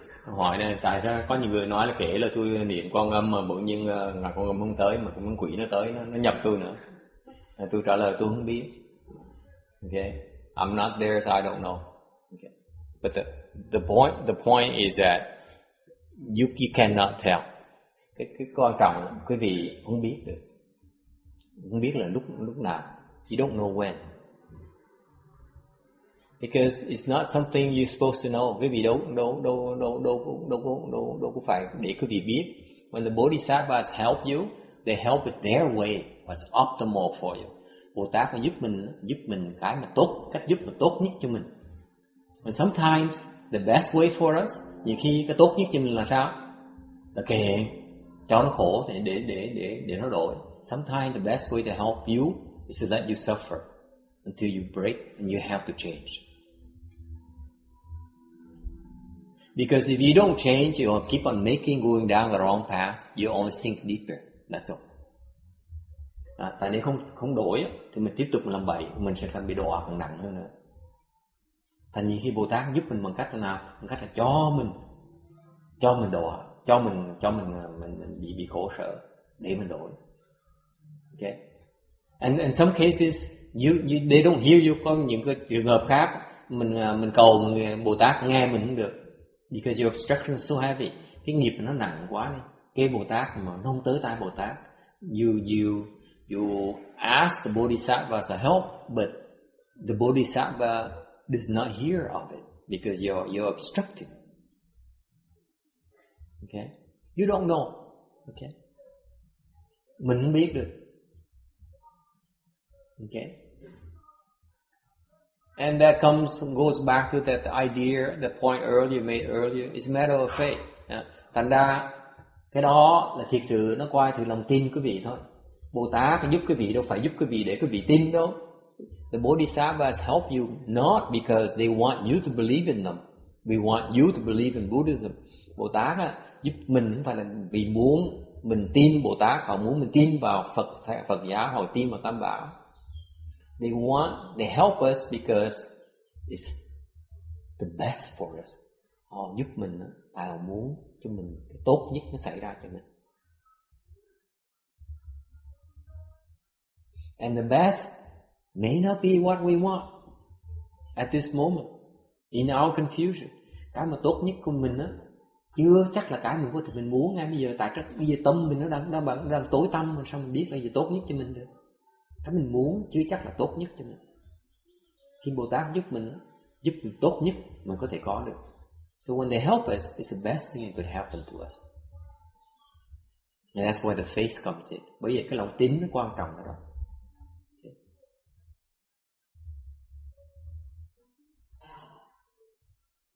Bodhisattva is gonna stand there and explain things to you, why they do certain things. Đấy Ngài Bồ Tát không có thì giờ mà giảng quý vị tại sao họ làm công việc của họ đâu. Mình chỉ tin nếu thiệt sự được mình cần thì họ sẽ giúp mình. All you need to have is faith. Is that when need be, they'll be there for us. That's all. Yes. But a lot of things that they're explaining is supposedly that. Yes.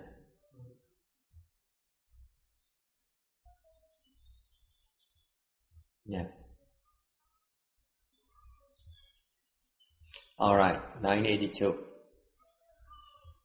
The sutra text mentions that if you offer hang up some banners or flowers, few flowers, okay, so what's the point? And that will make the ghosts pay attention to you. Phần kinh nó nói hồi nãy là nếu như mình treo một cái tràng hoa hoặc là cúng một vài cái hoa thôi thì mấy chú quỷ nó cung kính với mình như cung kính cái Tam Bảo vậy, như cung kính Phật vậy. Tại sao như vậy? Có một câu chuyện. So what happened is that the anecdote for that. After Shakyamuni Buddha's nirvana, sau khi ngài Thích Ca Mâu Ni nhập diệt, an Indian layman offers a flower to his image, found a flower on the road, went to the temple and presented the flower to the image of Shakyamuni Buddha.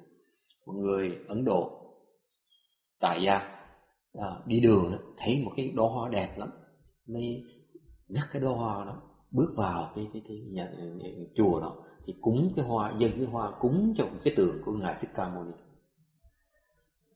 And after he made the offering, he asked the guest prefect monk. Thì sau khi mà cúng dường hoa cho Phật rồi, mới tới hỏi cái người thầy trí khách, hỏi là bạch thầy, dâng hoa cho Phật Thích Ca như vậy có phước gì, có bao nhiêu phước? So he asked, my offerings, how much blessings does that entail? So the guest prefect says, I don't know. Let's ask someone who knows, who's more knowledgeable. Let's ask someone who investigates sutras and see what he has to say. Cái người thầy trí khách mới nói không, tôi không biết gì cái chuyện này, để mình tới mình thỉnh cái người thầy mà chuyên môn giảng kinh đó, nghiên cứu kinh đó, hỏi thử ông nghĩ ra sao. That monk himself says, I have not any spiritual power, and therefore let's ask a Chan Ahat. Ông thầy kia mới nói là tôi là biết kinh biết sách thôi, chứ còn tôi chưa có thần thông gì hết á. Tôi phải để hỏi cái người thầy mà người A La Hán mà chuyên môn luyện thiền đó là sao. That Ahat enters samadhi, cái người A La Hán này đó nhập định.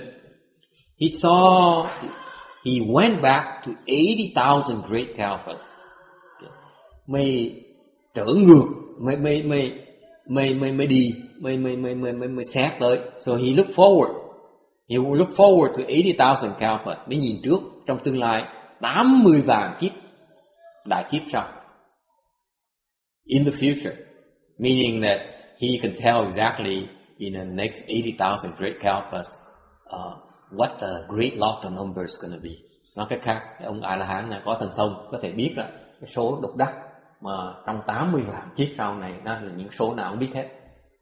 Biết tương lai mà, he can foresee the future. Okay, so he went to 80,000 great kalpas. By the way, what's a great kalpa? Đại kiếp là gì? What's a kalpa? Kiếp là gì?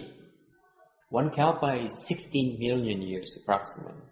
Một kiếp là khoảng chừng 16 triệu năm. Cái đại kiếp is a much bigger number. The great kalpa is much bigger. Okay. Okay, now you multiply that a lot of millions, lots of trillions of years by 80,000. Nhân cái 80.000, 8 vạn nhân cho mấy triệu, mấy tỷ năm thì cái số rất là lớn, it's a huge number. So this Arhat here went forward. Okay? He fast forwarded 8,000 great kalpas. Ông đi qua trước 80 vạn kiếp, đại kiếp.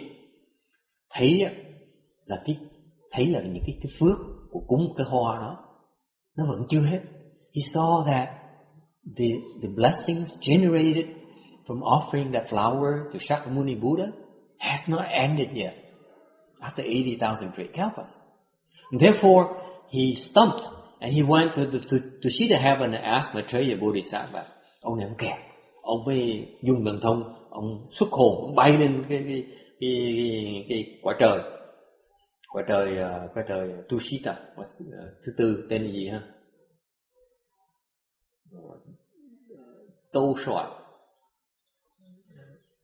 suy giáo mà. Tushita is Tô Soạn thiên, 对不对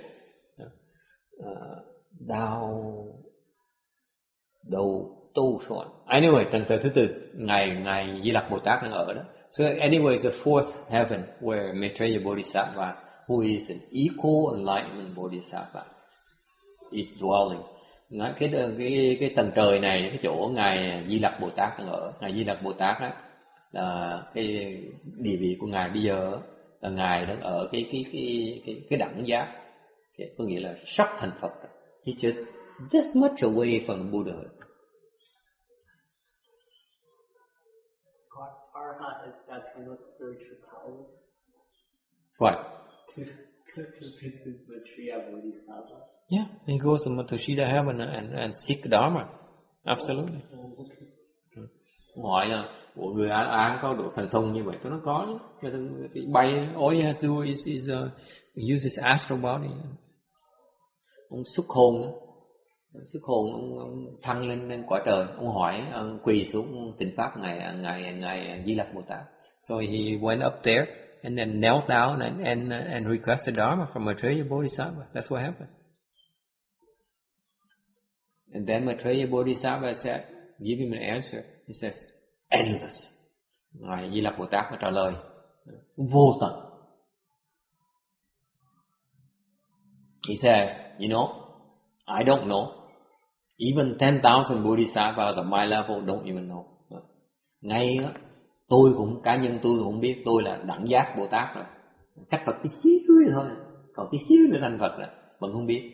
Ngay người 1,000,000 vị Bồ Tát các trình độ chúng tôi họp lại với nhau, dùng sức mà suy xét ra cũng không biết nổi. Có mình Phật mới biết. Only the Buddhas know. That's how incredible it is. Okay. This is what is meant by the field blessing. Cái này gọi là phước điền đó. Bởi vậy khi mình tới chùa, mình có cơ hội mình trồng phước điền, đừng phá phước điền. So when you come to the temple, there's a chance for you to plant your blessings, not to destroy the field blessings. Okay?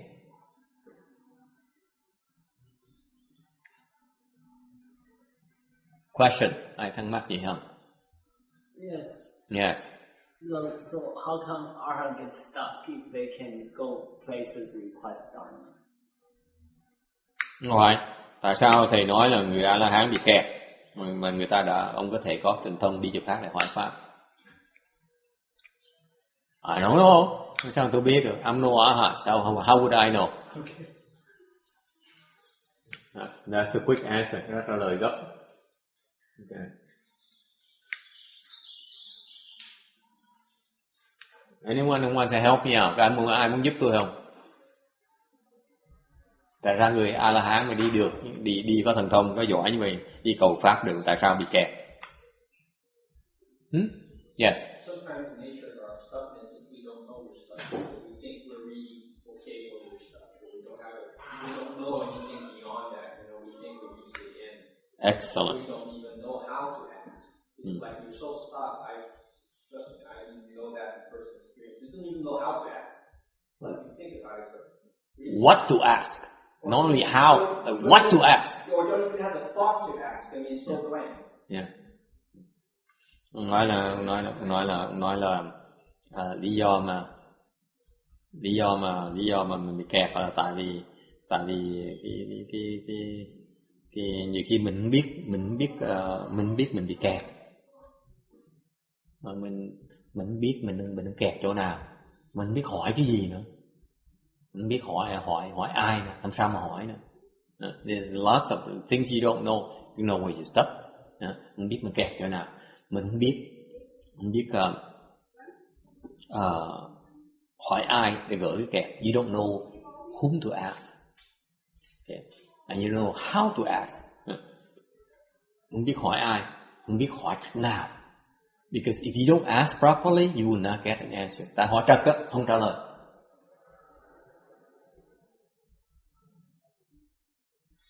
Không phải dễ đâu.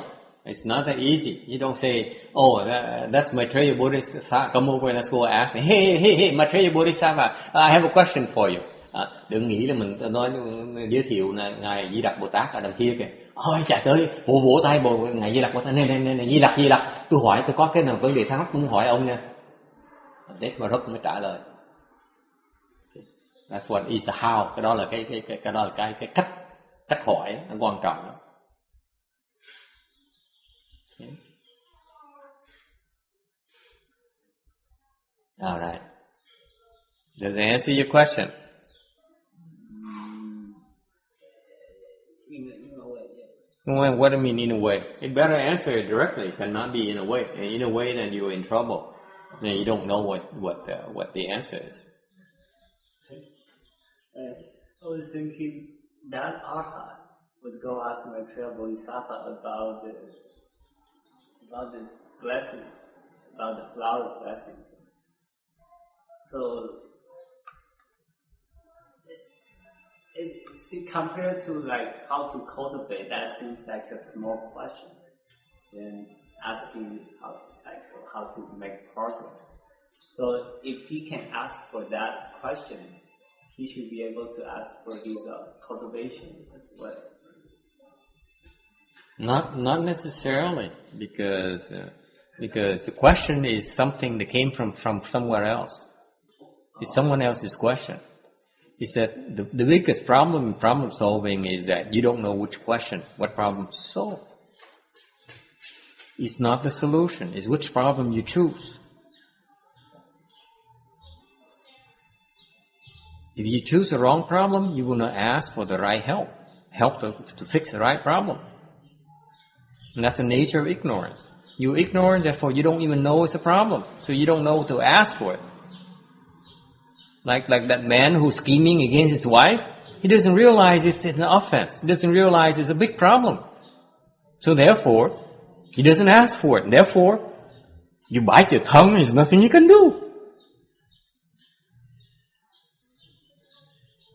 Cái khổ lắm. Người ta có vấn đề đó, nhà hồi nãy tôi kể chuyện với cái cặp ông chồng đó mà chuyên mưu toan mà để mà ép vợ mình đó. Ok. Thì cái bản tính ông như vậy đó, ông đâu qua cái chuyện mưu toan với vợ mình là chuyện thông thường, giật dây giật lại trong cái đại gia đình mà, thì mình ảnh hưởng nhau là mình lấn áp nhau, chuyện thường ảnh hưởng nhau là chuyện thường, đâu có gì mà lạ đâu. Thành ra ông đổ qua cái đó là vấn đề đại vấn đề. Thành ra ông đổ qua. Thành ra nếu không coi đó là vấn đề thì không có được giải quyết, mà không coi vấn đề không thể hỏi được. Thành cái vấn đề nó có đó hoài, không thể nào mình giúp người ta được hết. Người ta có vấn đề mà người ta không yêu cầu mình giúp mình giải quyết, mình có quyền giải quyết, mình chịu thôi, mình nhìn thôi. So for example, if I realize the problem is not his wife, okay, it's driven. The main source of the problem is from him. But if he doesn't ask me to help, there's nothing I can do. That's the nature of ignorance. He doesn't realize it's a problem. Same thing with the Arhat. Người A-la-hán cũng vậy. Không biết rằng đang bị kẹt. The Arhat does not realize he's being stuck. Say, me stop. I'm doing just fine. I'm meditating. Ông nói A-la-hán này, tôi mà kẹt thế nào? Tôi thiền mỗi ngày mà. I meditate every day. I made the 4 stage A-la-hán. Tôi đã đắc tứ quả A-la-hán rồi. Học trò tôi là mấy trăm người luôn. I have hundreds of disciples who depend on me. I save thousands of people. Tôi cứu 1,000 người, 1,000 người. Sao tôi kẹt được? How can I be stuck? And he stuck big time. Kẹt cứng mà không biết. Of course, he has hundreds of disciples. Đương nhiên, có 100 người, 200 người đệ tử. He can save thousands of people. Cứu mấy ngàn người rồi. Okay. But he's still tough. Cứu là cứu. Đệ tử. Tứ quả. Vẫn bị kẹt như thường. Ráng mà chịu. Cái tưởng cái gì mình cũng biết. Cái tưởng mình làm được. It's the arrogant thinking you know everything, you're sufficient, you don't need anything, and that's the nature of your ignorance. Cái đó là cái vô minh của mình. Cái vô minh nó hiện ra bằng cách là mình không biết. Mình phải cần cầu cứu. Ignorance manifests itself in a form of you think you know everything, you don't need any help.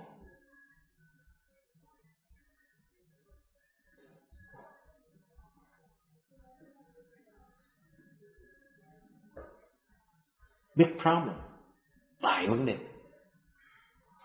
Tưởng mình đủ rồi. You think you're sufficient. No need to change.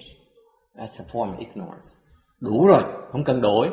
Đó là một cái hiện tướng của cái vô minh của mình. Don't listen anymore. Không nghe nữa. Nghe mà cái tai nó ù. You listen and there's a register. I see too many, too often. Tôi gặp những người đó nhiều vậy sao? I used to be one of them. Trước tôi như vậy đó. Gì tôi không biết hết. There's nothing I can't figure out. Không có gì mình không thể giải quyết được hết. Không có gì nên bỏ thì giờ, bỏ cái trí mình, bỏ cái sức của mình. Không có gì mà không giải quyết được. Right? Anyone believe in that? Be honest. All of you are like that. All of you are of the belief that there's nothing you cannot solve with adequate time and efforts. Okay?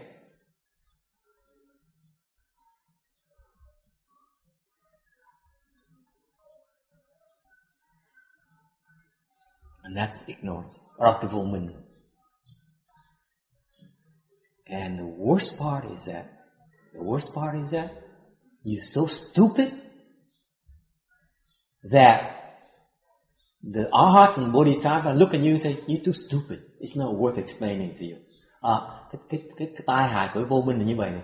Mình đặt những cái độ ngài Bồ Tát, ngài A La Hán nhìn mình nói, nó đặt quá đi, tôi giảng làm chi?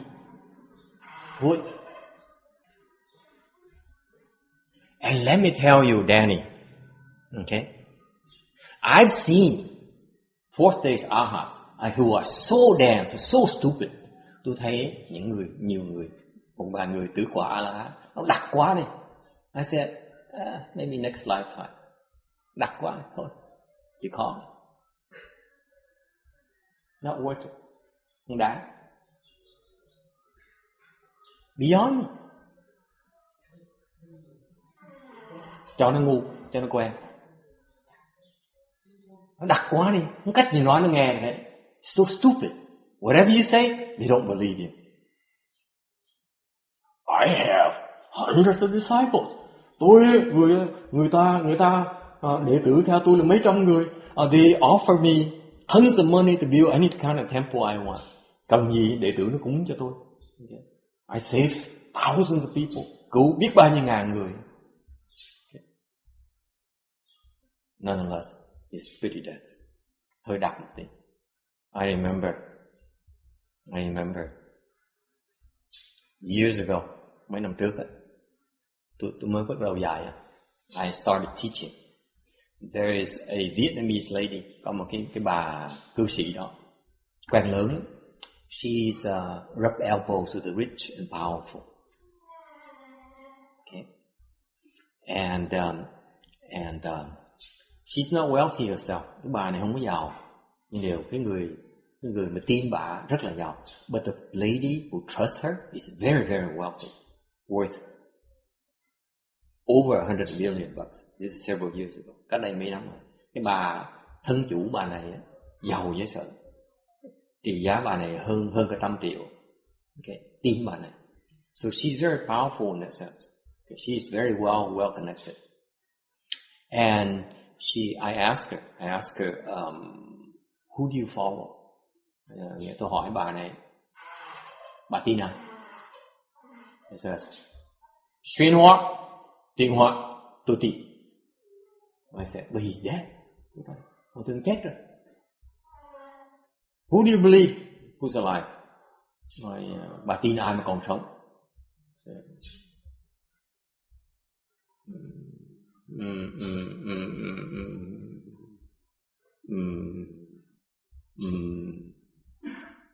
She couldn't think of anyone. I was hoping she would say one of Master Hsuan Hua's disciples. Then I know I go to this guy and ask for Dharma. Okay. Tôi hy vọng đó, tôi mong như sợ tôi đừng dụ bà. Hy vọng là bà nói, bà thưa thật ra bà nói tên mấy người đệ tử Ngài Tiên Hóa mà giác ngộ rồi để tôi biết, để tôi tới để cầu pháp người ta. I was tricky too. I was looking for a teacher as well. Mấy năm trước mình đã kiếm thầy, thành mình cứ hỏi họ canh họ co, thì ai có biết người nào giỏi thì tới mình học người ta. Okay. He said, didn't mention any Master Hsuan Hua disciple. Không biết tên ai người đệ tử nào Ngài Tiên Hóa mà giác ngộ rồi hết.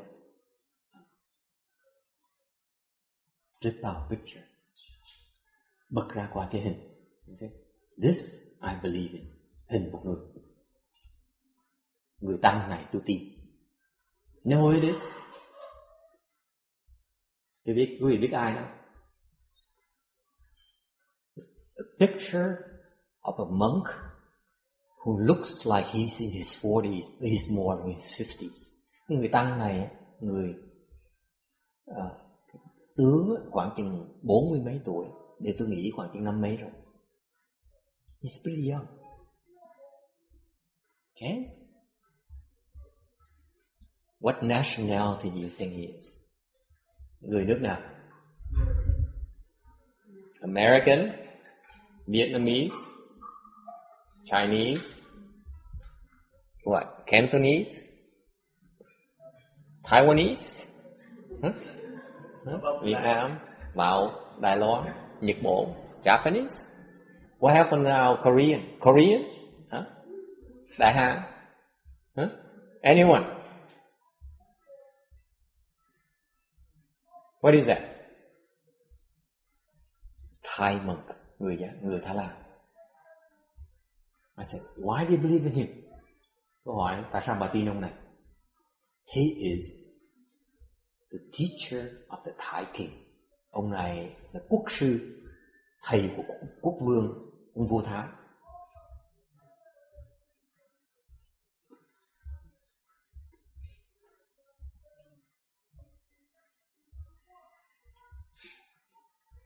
I said, wow. Tôi nể đấy rồi. Thấy không? Bà quen lớn quá. Tôi quen thầy của vua mà. You know the teacher of a Thai king, of a king's teacher. I said, of course. Tôi biết không này. He gave me his picture. Ông cho tôi cái hình này mà, hình này của ông cho tôi á. I was so impressed. I was drooling. I said, oh my God, am I wasting my time being a monk? This woman, she has to kiss up to a rich woman and she gets to know all these important people. Cái đó mình trật lưỡi, nó trật rồi, mình đi trật đường mà. Đường mình đi trật rồi. Người ta không cần tu hết, người ta chỉ quen mấy người lớn không, một cái là biết mấy người quan trọng mà tới. Tại vì all you need to do is know these important people and they will save you. Right?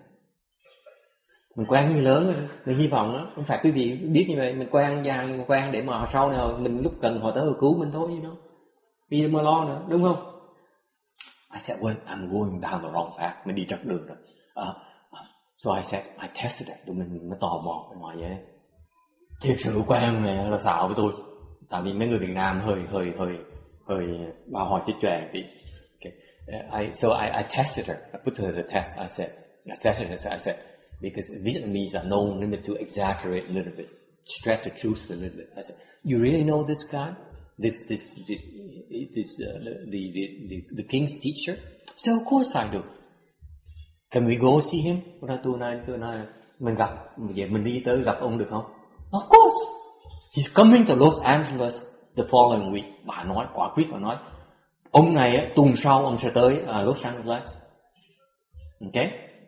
He's coming, and then can we make an appointment? Can I go and bow to him? Tôi mới tới, tôi mới hỏi bà nói gì như vậy. Nếu tuần sau ông tới thì bà giới thiệu cho tôi tới để tôi lại ông, đảnh lễ ông được không? So of course. Nó đương nhiên. Còn lớn như vậy. That's how impressive this lady is. I said, okay, in that case, would you mind if I bring two of my disciples to come so that the three of us can bow to him? Tôi mừng như sợ. Tôi nói như vậy mình dẫn hai đệ tử ruột của mình dẫn nó tới để nó lạy cái gì này. Gặp thánh nhân mà không lạy làm gì nữa? The bowing is the flower we talked about. Okay, equivalent of flower. Monks don't have flowers. Monks cannot go and pick up a flower and offer, so we bow. Người xuất gia, okay, người xuất gia không có quyền ngắt hoa, hái hoa. Thành người xuất gia cúng hoa một cách nào? Lạy là một cách cúng dường. Okay, so for us left home people to make an offering is go and bow. Okay. So I was hoping to be able to go to bow to this guy. I looked at the guy and said, okay, you're right. This Thai monk here is a very special individual. Tôi khen bà, tôi nói bà tin ông này là đúng. She said, of course, I know, because when I'm in trouble, I remember a person I know. Bà mới thổ lộ cho bà biết. Bà nói là có một người kia bệnh rất là nặng. She knew of a guy she close to who's very, very sick. Người bạn quen ở trong nhà thương, nằm liệt giường nhà thương. Okay, very, very sick, dying in hospital bed. And she asked that Thai monk to go and help her friend. Tại cái bà này mới yêu cầu cái ông thầy Thái này vào nhà thương để cứu cái người bạn của bà. Cái bà này bà quen lớn mà bà phải có bằng cỡ bà mới tin nha, chứ không phải bà dễ tin đâu. This woman is very tough. You better deliver before she believes. That's why I invited her to come in my classes. Never made it. Bà này khó lắm.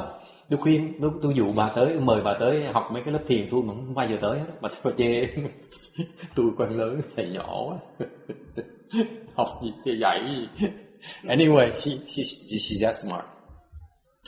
Anyway, she invited this Thai monk to go to the hospital and ask him, Master, can you help my friend? Bà này thẳng sao bà hỏi, mời ông thầy A-la-hán. Mấy người trẻ thì nghe không kịp. Và cái người bạn tôi có con người Việt Nam đó quen lớn, người nghèo nhưng đều quen lớn sợ. Cái người thân chủ bà rất là giàu. Cả 100 triệu bạc luôn, hơn 100 triệu.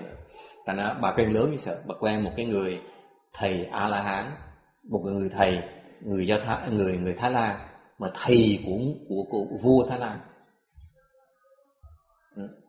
Thành ra bà yêu cầu ông thầy Thái Lan đó, người tăng Thái Lan đó, vào bệnh viện giúp người bạn của bà đang chết. Okay? Bác sĩ khoanh tay.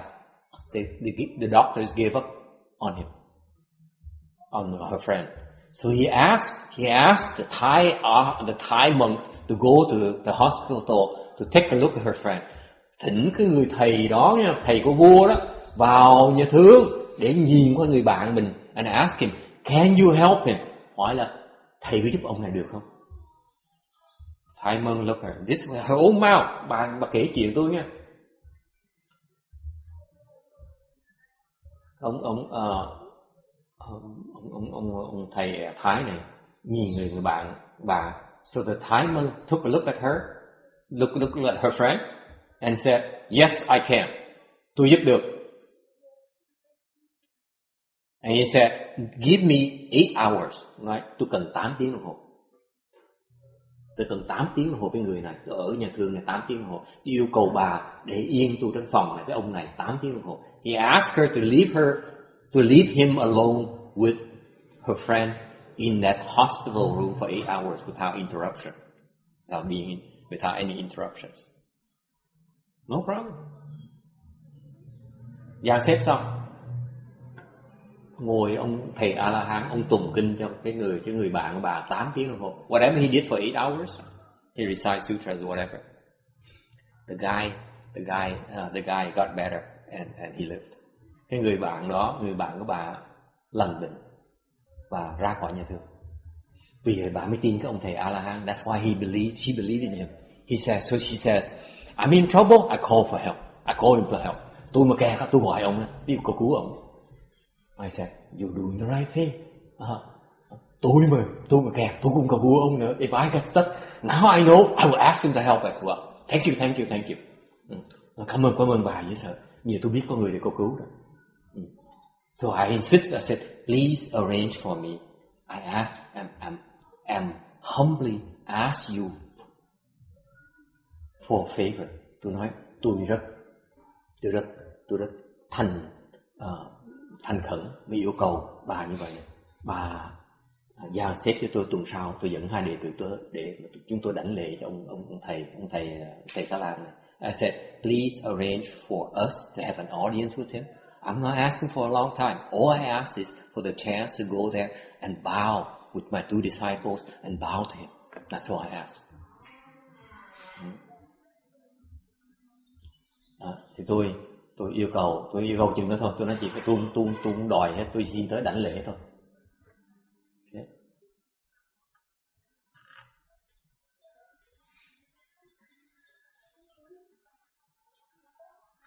And I said, no problem. Bà nói được, phải vấn đề. Tôi gọi điện thoại để dàn xếp cho thầy. She said, no problem. I make a phone call. I arrange it for you. Okay, time is running out. Hết giờ rồi.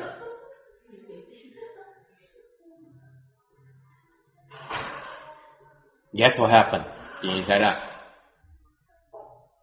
This is a teacher of a king.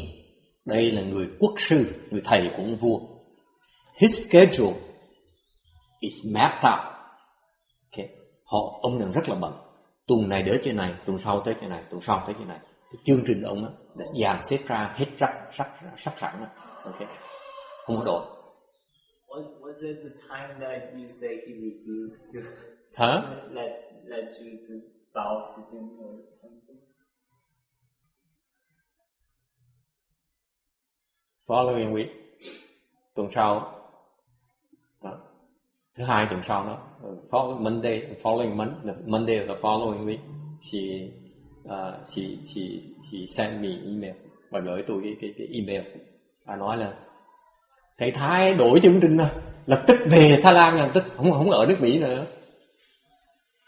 She said the Thai monk changed his schedule completely. He went back to Thailand immediately. He's no longer staying in the U.S. And he's not coming back for a long time. Không trở lại nữa. I was thinking maybe he used his spiritual power to take a look and realize, not a good deal. I better go now. I don't know. All I know is I missed a chance to bow to an arhat. Tôi không biết. Tôi chỉ biết là cái cơ hội mà lạy A La Hán tứ quả, tôi mừng dễ sợ. Tôi lạy cái đã. All I know is I see a 4th stage arhat, I bow to him first. I don't care. Okay. So my disciples and I never got a chance to bow to a 4th stage arhat. Bởi vì tôi với đệ tử tôi không có đủ phước để mà lạy tứ quả A La Hán này. Okay, that's why I end my lecture today. Ngày hôm nay ngừng ở đây. Okay, so unhappy ending, buồn dễ sợ. To this day, đến ngày hôm nay tôi vẫn còn xích xoa cái cơ hội mà lại đảnh lễ một người tứ quả La Hán, quý vị, nó cái phước nó lớn không thể tưởng được. And let me tell you, the blessing we have from bowing to fourth stage Arhat, it's incredible. Okay, maybe maybe not the same as bowing to a Buddha, but I tell you, it's just you be rich or rest for a long time. Tôi cảm đoan quý vị đảnh lễ được một người tứ quả La Hán, sau này mới giàu dễ sợ. That's why I still don't have any my dreams of these big temples and lots of disciples and lots of money never materialize. Bởi cái số lần đầu mình cứ mơ áo ước mình có cái chùa thiệt là lớn, có nhiều tiền, có nhiều đệ tử, có nổi tiếng. Không được. Even fourth stage Arhat can't bow to fourth stage Arhat. Tứ quả mà lại không được, sao mà giàu mới có được? How can you?